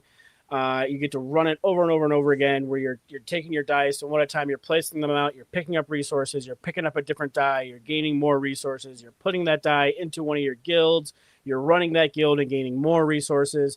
Once you've done that 3 times, you're going to take the dice that you have, move them over to your forge. You're going to be running your forge, turning your wood into charcoal and ore into steel, using your steel, your leather, and your wood, and doing these contract fulfillments. It's just so satisfying kind of like After Us, where you're getting all these bits and doing all these things. Forges of Ravenshire is like the same thing, but you have the dice worker placement, which I really enjoy. You're building these guilds up and adding more workers, so you can do more and more stuff to make more contracts and more. It's just fantastic. It's got cutesy animals. The board is cute. Let me do some stuff. I've been talking. Let me show you some pictures of it here. Okay, but if you know me and you've seen me out, you know that I have this game with me. 90% of the time. I've actually got like the cool. And when you don't have it with you, people are like, "You didn't bring forges." Yeah. I need to get one of these. That looks handy. I'll talk to my friend Ben. He's got a 3D printer. So Bob, let me just say something at risk of being rude to not only an amazing game, but a personal friend. Yes. Forges is sort of like a question that was asked earlier. Yeah, you can put where just about very easily could have been themed people. Correct. But then you wouldn't have this cute little badger on the front. Mm-hmm. I mean, but let's be real. I will. 100%. This is one of those. This is one of those games, though, that my wife, if there was like a dwarf on the front, she'd be like, "Nope." But she sees that badger with the hammer, and she's gonna go, "Yeah, maybe." Yeah, I'll check it out. Yeah. So like all bullshit aside. Yeah. And not correct in that. However, this is a fantastic game, so play it. It's regardless. also a 100%. It is a fantastic game. It's great, and it's a company that I will support. For forever. So even though Sam runs it, despite Sam. Yep, and his best efforts. Unfortunately, Mark. If we like you, we will be merciless. That's great. I love it. So yeah, the meaner we are to you, which we need to like amp up how rude we are to Mark. The meaner we are to you, the more we love you. That is for sure. Yeah. No, Sam is super cool. He's actually stayed the night at my house because he was doing some work out in the area and he wanted to save some money. Super friendly guy. He's great in the business. If you've got questions or anything, like he's always been super helpful to people that we know that are like, doing games and whatnot. I mean, he's like Seppi. He's a dude that is in the industry that I am so proud to be able to call my friend, like probably to like the point of obnoxious name dropping because I just love them so much, and it's like, well, if you don't like Seppi, I probably don't like you, like that's how it goes with Sam too. Like if you got a problem with them, you probably have a problem with me because I'll make it weird with how much I love some of those guys. Real weird.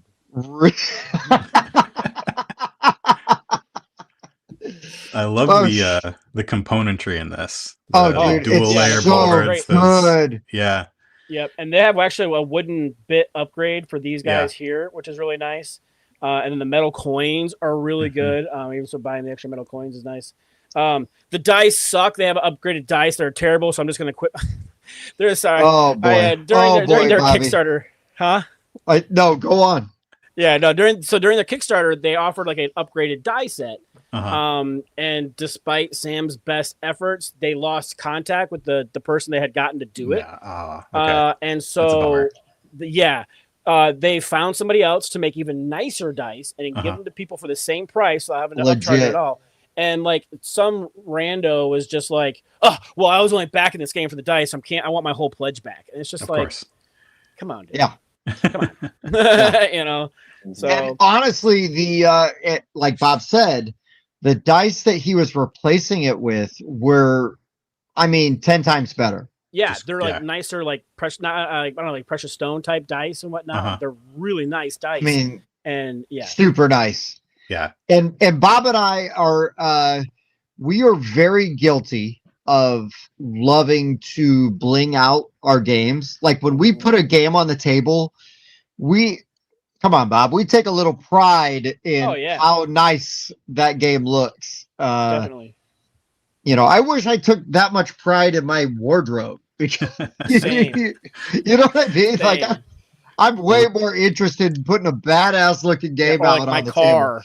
You know? Yeah, exactly right. I Exactly have all right. standard shit on my car, but look at my board game collection. I have spent thousands of dollars blinging Right. out or like my Magic cards, Right. blinging Yeah, out right. my decks. Rob did to his Subaru what he does to his games. That thing would have a lift kit, rims, he'd Fart have, pipes.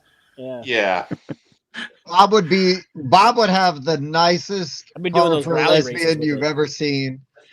Because he does drive a Subaru. Oh boy, I love it. Yep. Okay, so there's the weasel. He's great.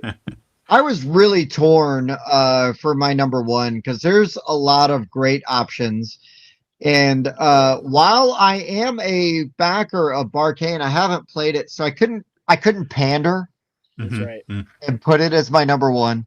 I did debate on doing a list where all the humans, because humans act like animals, I was going to do a list of all humans. But I did not do that. I showed some self-restraint. Rare. And did not do that this time. I know it's rare. It's rare. It's sort of like Mike putting on pants for a podcast. It's rare. Oh yes, I'm glad especially you have sitting the on the camera way couch. up It was here. tough. Every once in a while, Mike's not even wearing a full shirt. That's like a halter top. It's not right below. Yeah, the I know. ring. My nipples are It's his- visible. His Wild Stallions concert shirt, so his belly's just kind of hanging out down there. It is right under here. There's nothing. So I didn't do that. But I'm gonna go with another small indie publisher that I like, but I legit love this game, and also this game does something important. And I'm gonna talk about Endangered from Grand Gamers Guild, where you are literally, the point of this game is you're trying to save endangered species. So the regular version of the game comes with what, 3, I think, different endangered Something like species. that. I've got I don't remember. I have a bunch of the expansions in there. I don't remember what the base. And then same. And then the expansions add additional endangered species to the list. But yeah, you are working as sort of a world organization, and you're trying to mitigate these disasters. And this game, it's a lot of feels bad on a moral sense. Because you're like, oh no, they're dying. But I love the idea of this game. It's, I guess, whatever it says about me as a person. I would rather try to save all these animals than to play Pandemic and try to cure the diseases to save these people. But the interesting thing with Endangered is there's like budgetary restrictions. You've got to find ways to get funding to do what you're trying to do. And just some really difficult choices and decisions, and a really unique and fun and heartbreaking game at the same time. But Endangered, I have to go with Endangered. It's really good. I still need to play this one. The box really strikes me. Yeah, Endangered's good. What up, Evan? What up? Speaking of endangered, is Evan endangered? Well, oh wow, he's in danger. Yes. Yeah, he is in danger. This time I am though, so you're lucky. Couch Mike wears no pants. Allegedly. We don't need proof, Mike. Let me just. Let's leave it with the alleged. Let's just assume the best.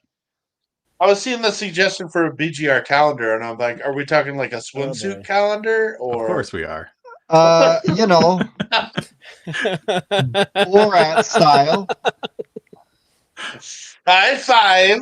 High five. Speaking of things nobody will buy.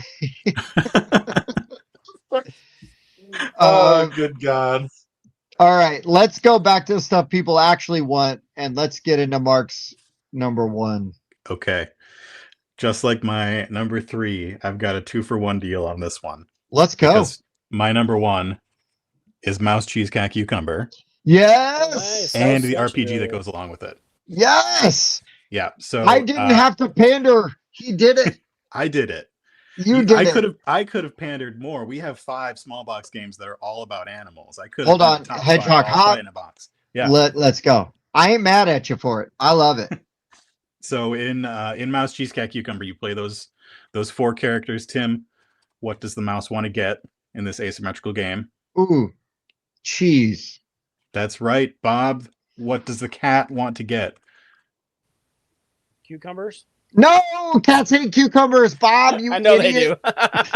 They want the mouse. The cat wants the mouse. I just wanted to call Bob an idiot. Thank you for setting me up for that. Absolutely. Couch Mike, what does the cheese want?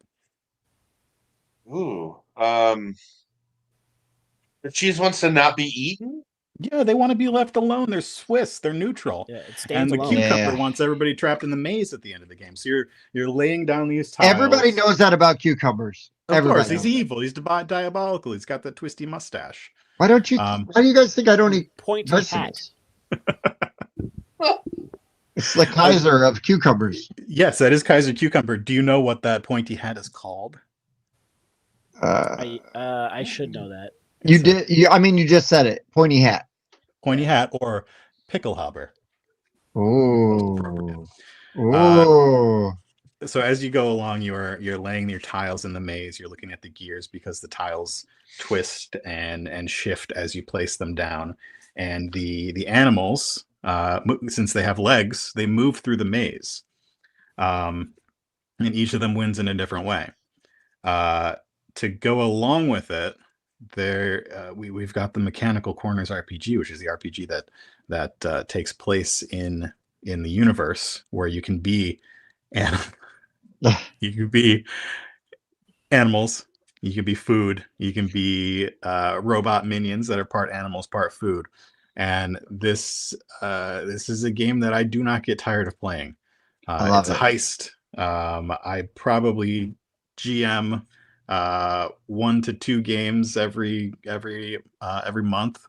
I just love the RPG. I just happen to have also written the RPG. Well, listen, no bias. I just want to say this, Mark. If I would have closed my eyes and just listened to you talk initially about like the description, right? What does the mouse want? Yeah. What does the cat want? What does a cucumber want? I have heard Seppi say that, and I like you guys are in lockstep.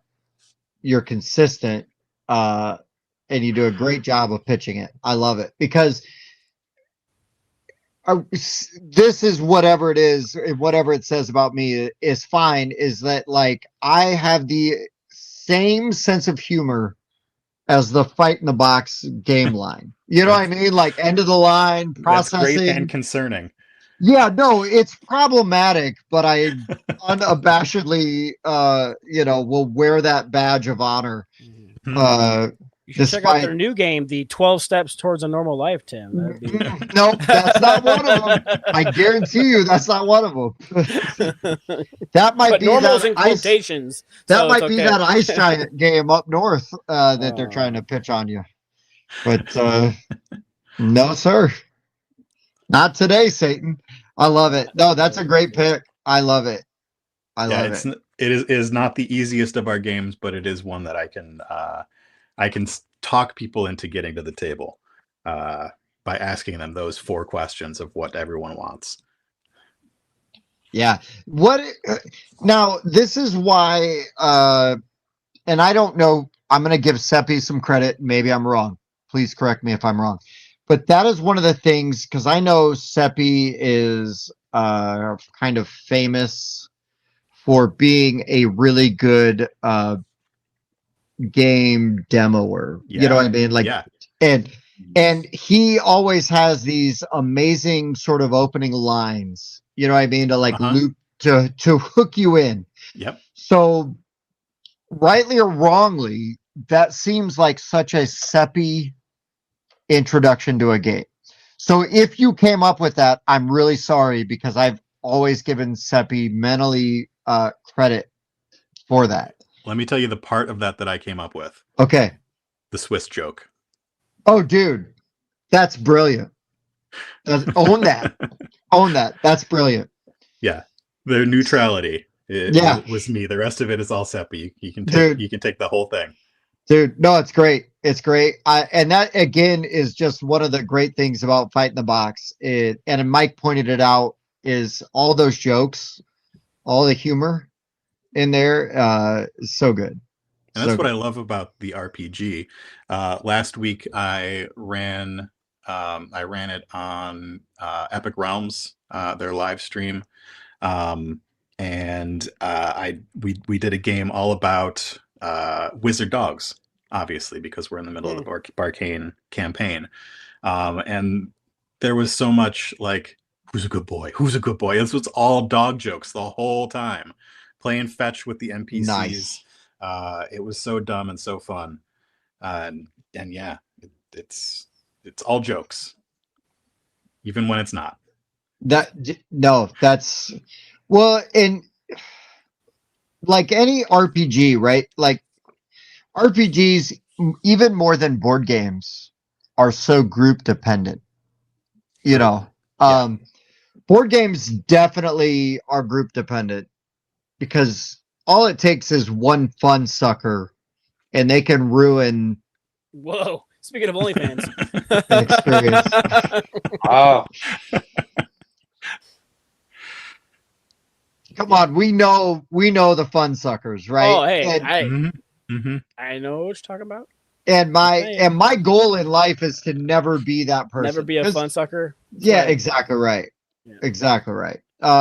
Because we're all like, you're removing the point of playing board games at that point. What, winning? Thank you, Bob. But yeah, I feel like in RPGs it's so susceptible. Yeah.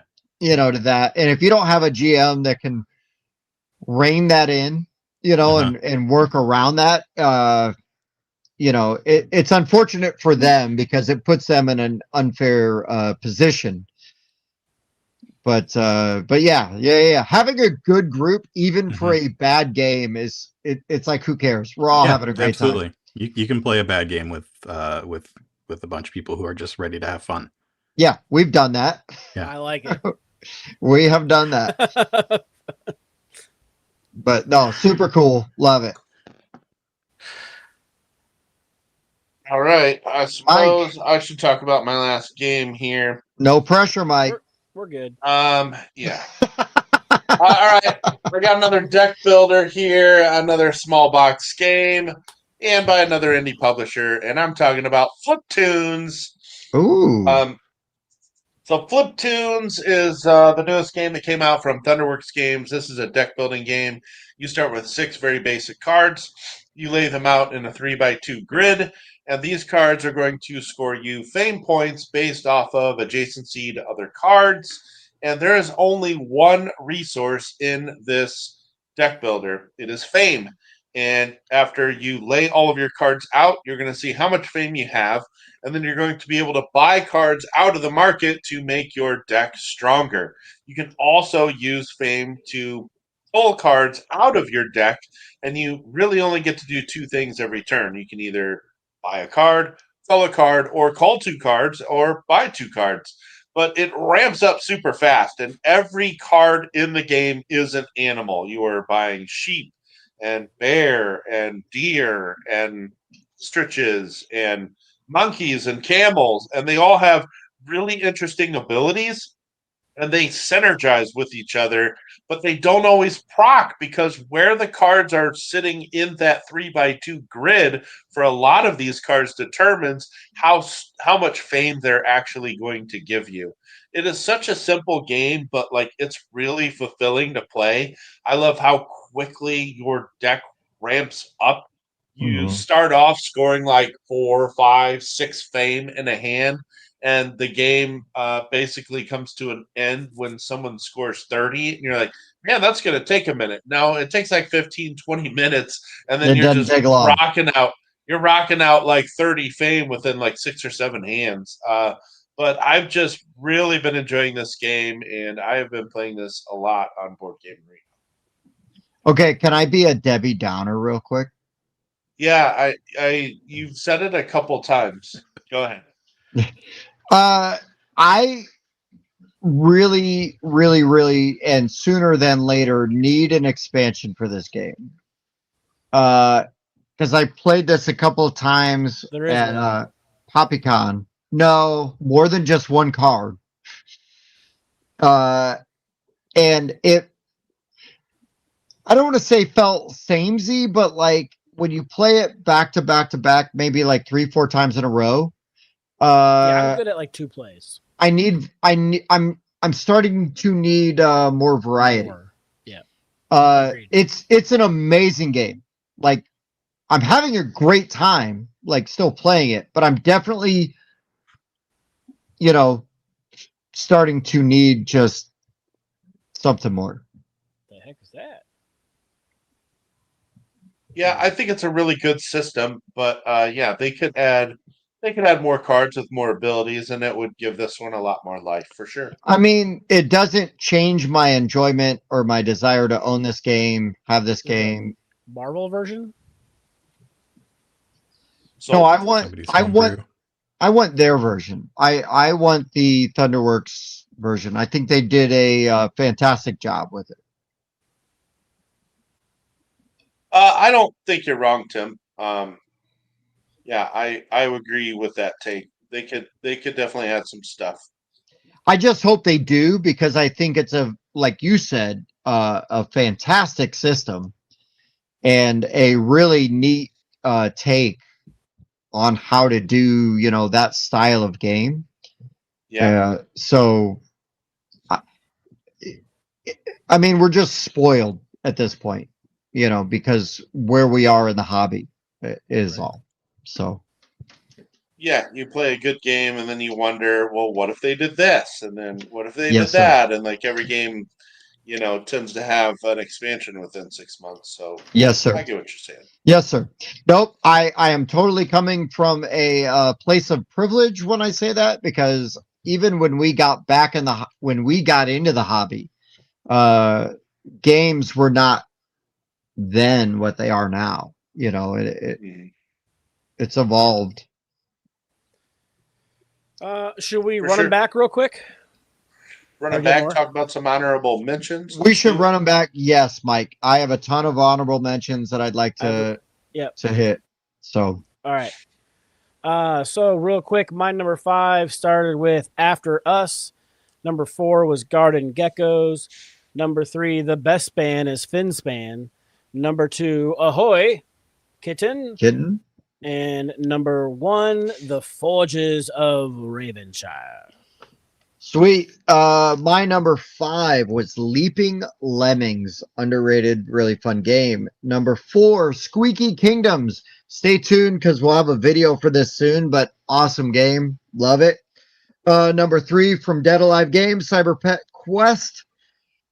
Number 2, Outrun the Bear. Let's go, Sam. Love that game. And my number 1 is Endangered. My number 5 was Mlem Space Agency, Kittens in Space. My number 4 was Fit to Print. Number 3, Puppies or Poop, along with Squirrel or Die. Number 2, Everdell.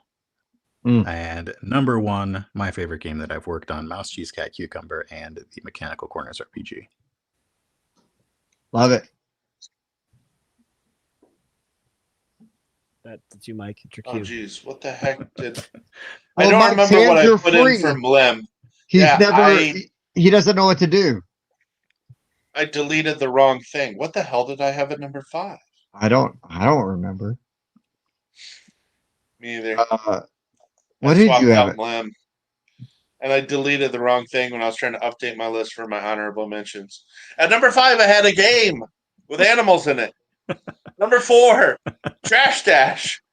Number 3, Goats and Goblins. Number 2, Hamster Roll. And number 1, Flip Tunes. I'll maybe eventually. Man, what was your number 5?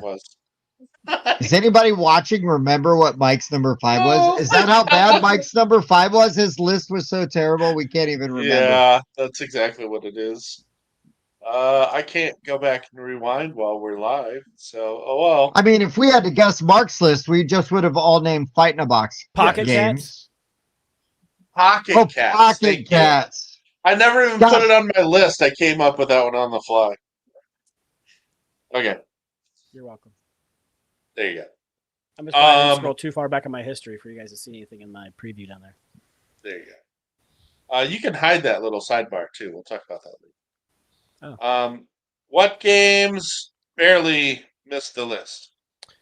So yeah, I had a couple. Really want to talk about Wildside.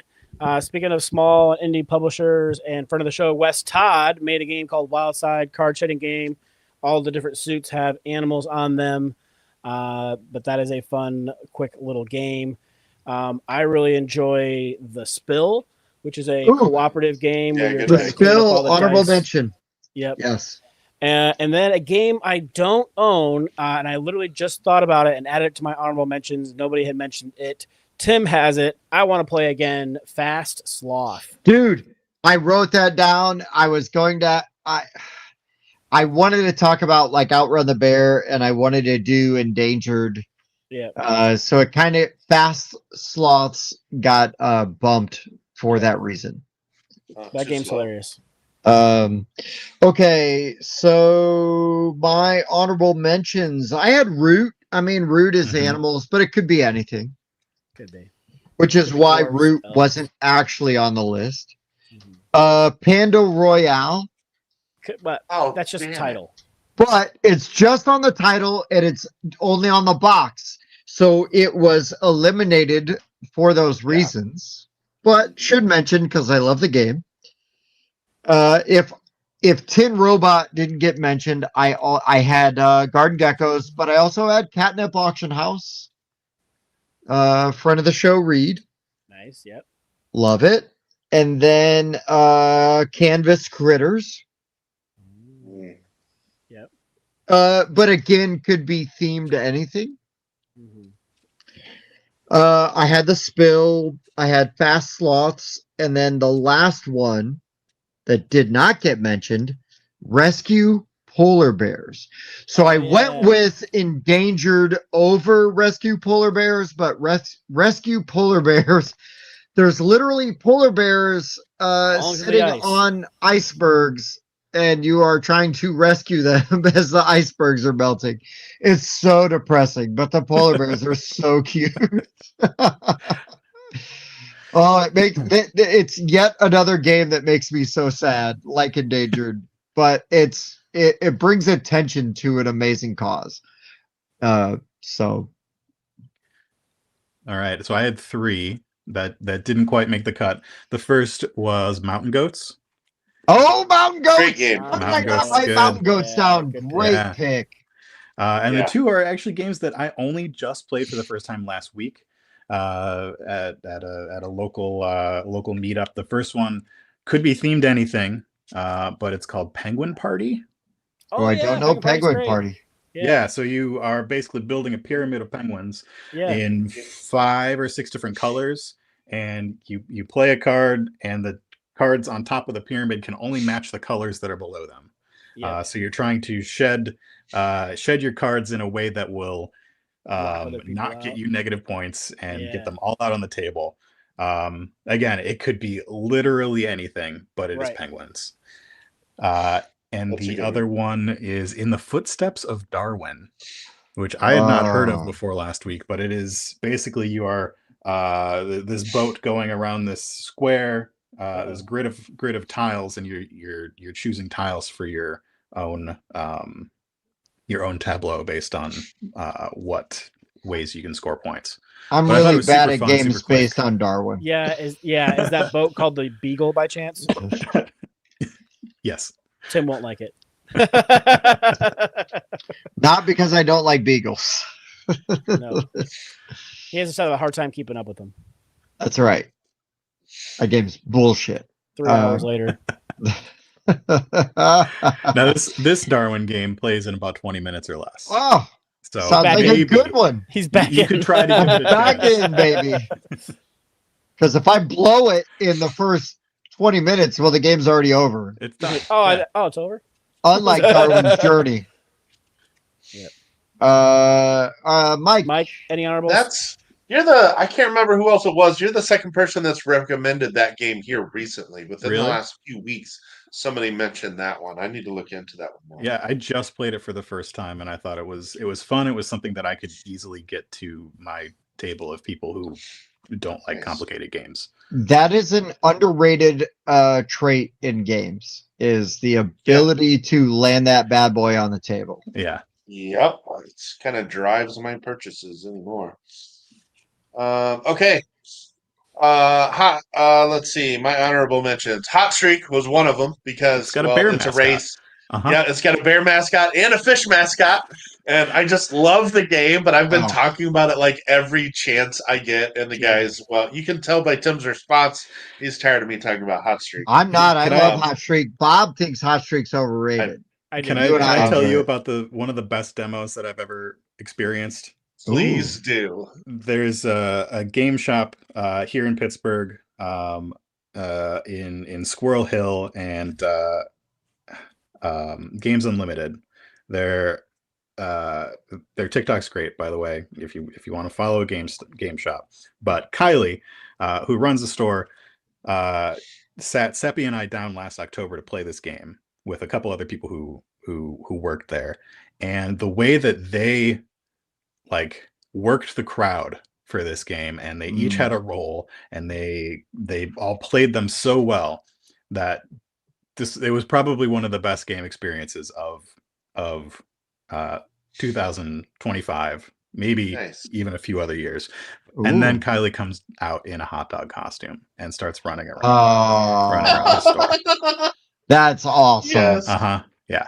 I feel like that's how awesome. That game should be demoed. Like I've wanted to do this game with all of the hoopla going on. That sounds awesome. Yeah. Somebody was that Kim? Somebody mentioned like Camel Up.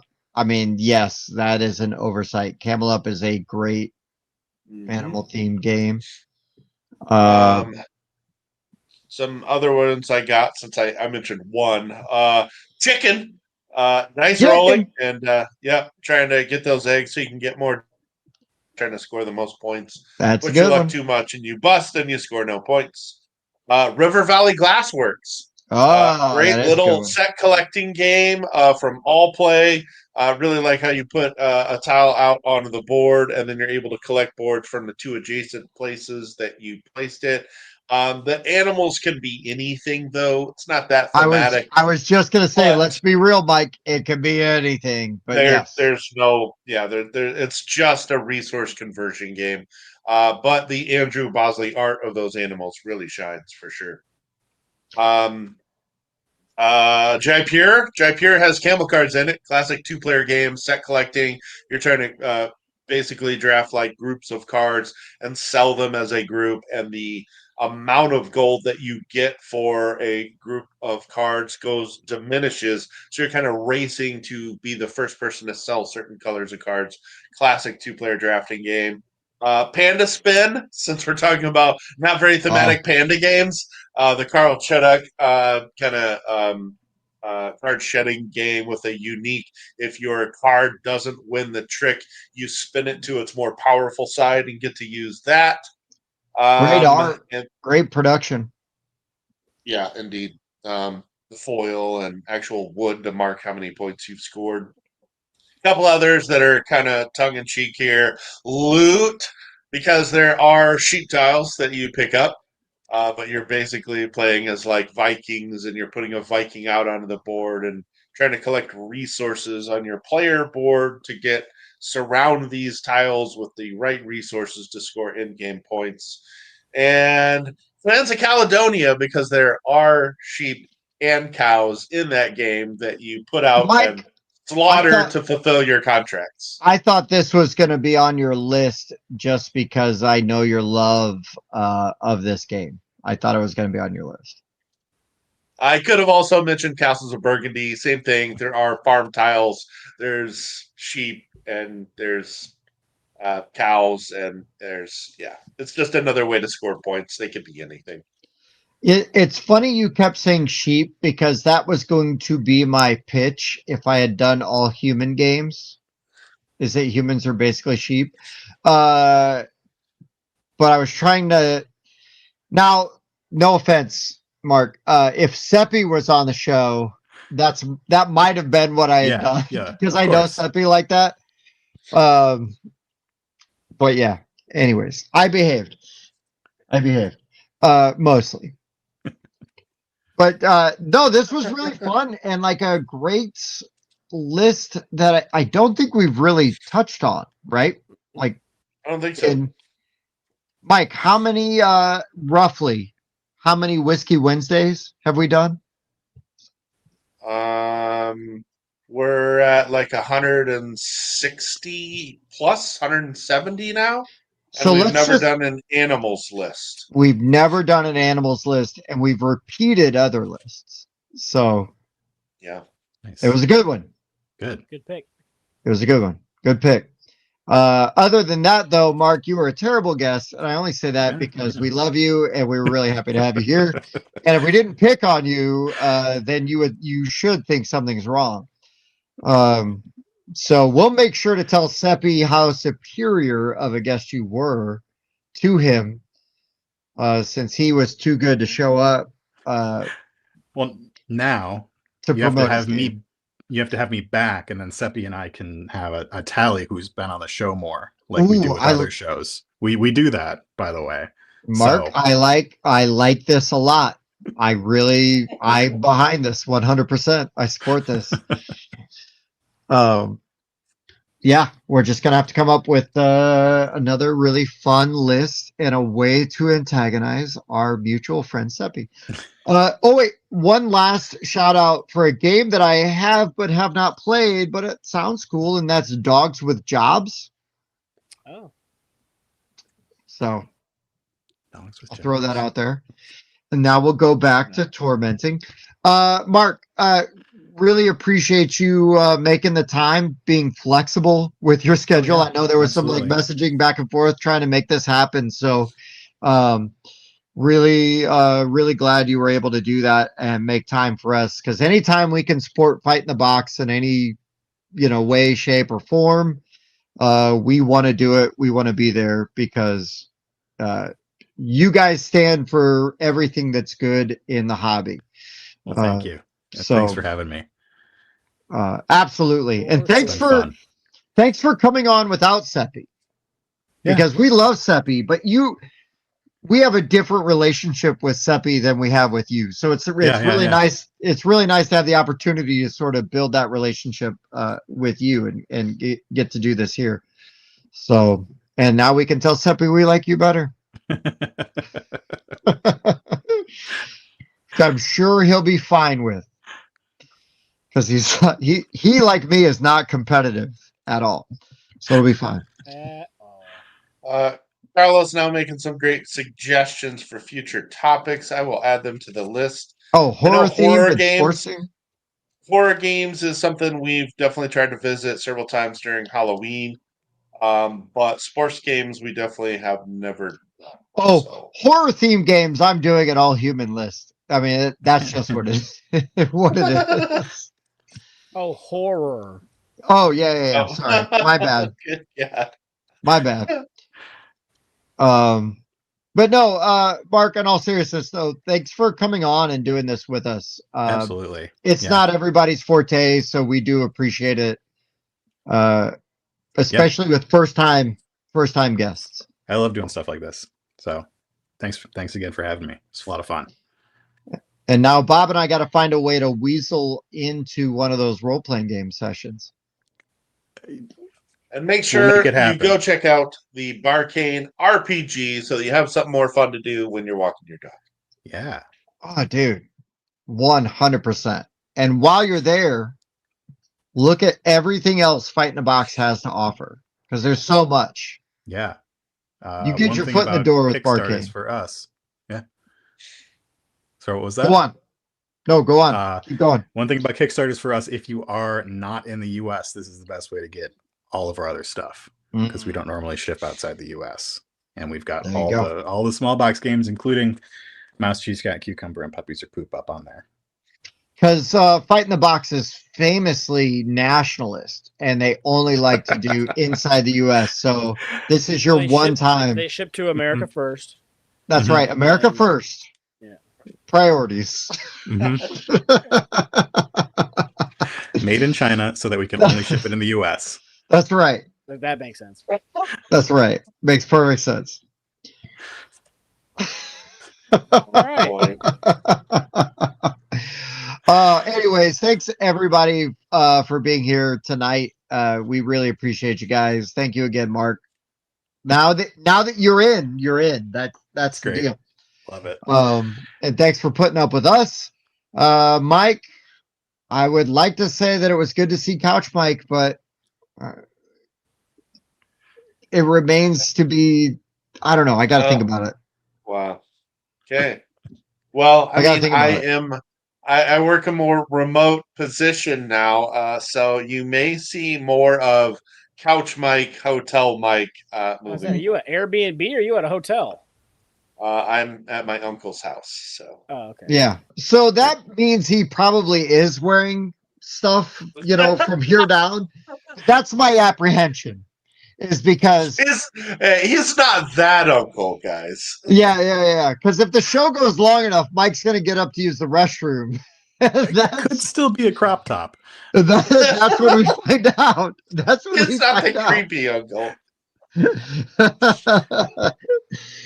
Oh, if you don't have the creepy uncle, you are the creepy uncle. Oh, good job. All right, guys. Thank you so much for watching. And be sure to tune in next week where who the hell knows what's going to happen then. Please go support Barkane on Kickstarter right now. You've got a couple weeks to do it. But when you do it, let them know that you heard about it on the Board Game Rundown.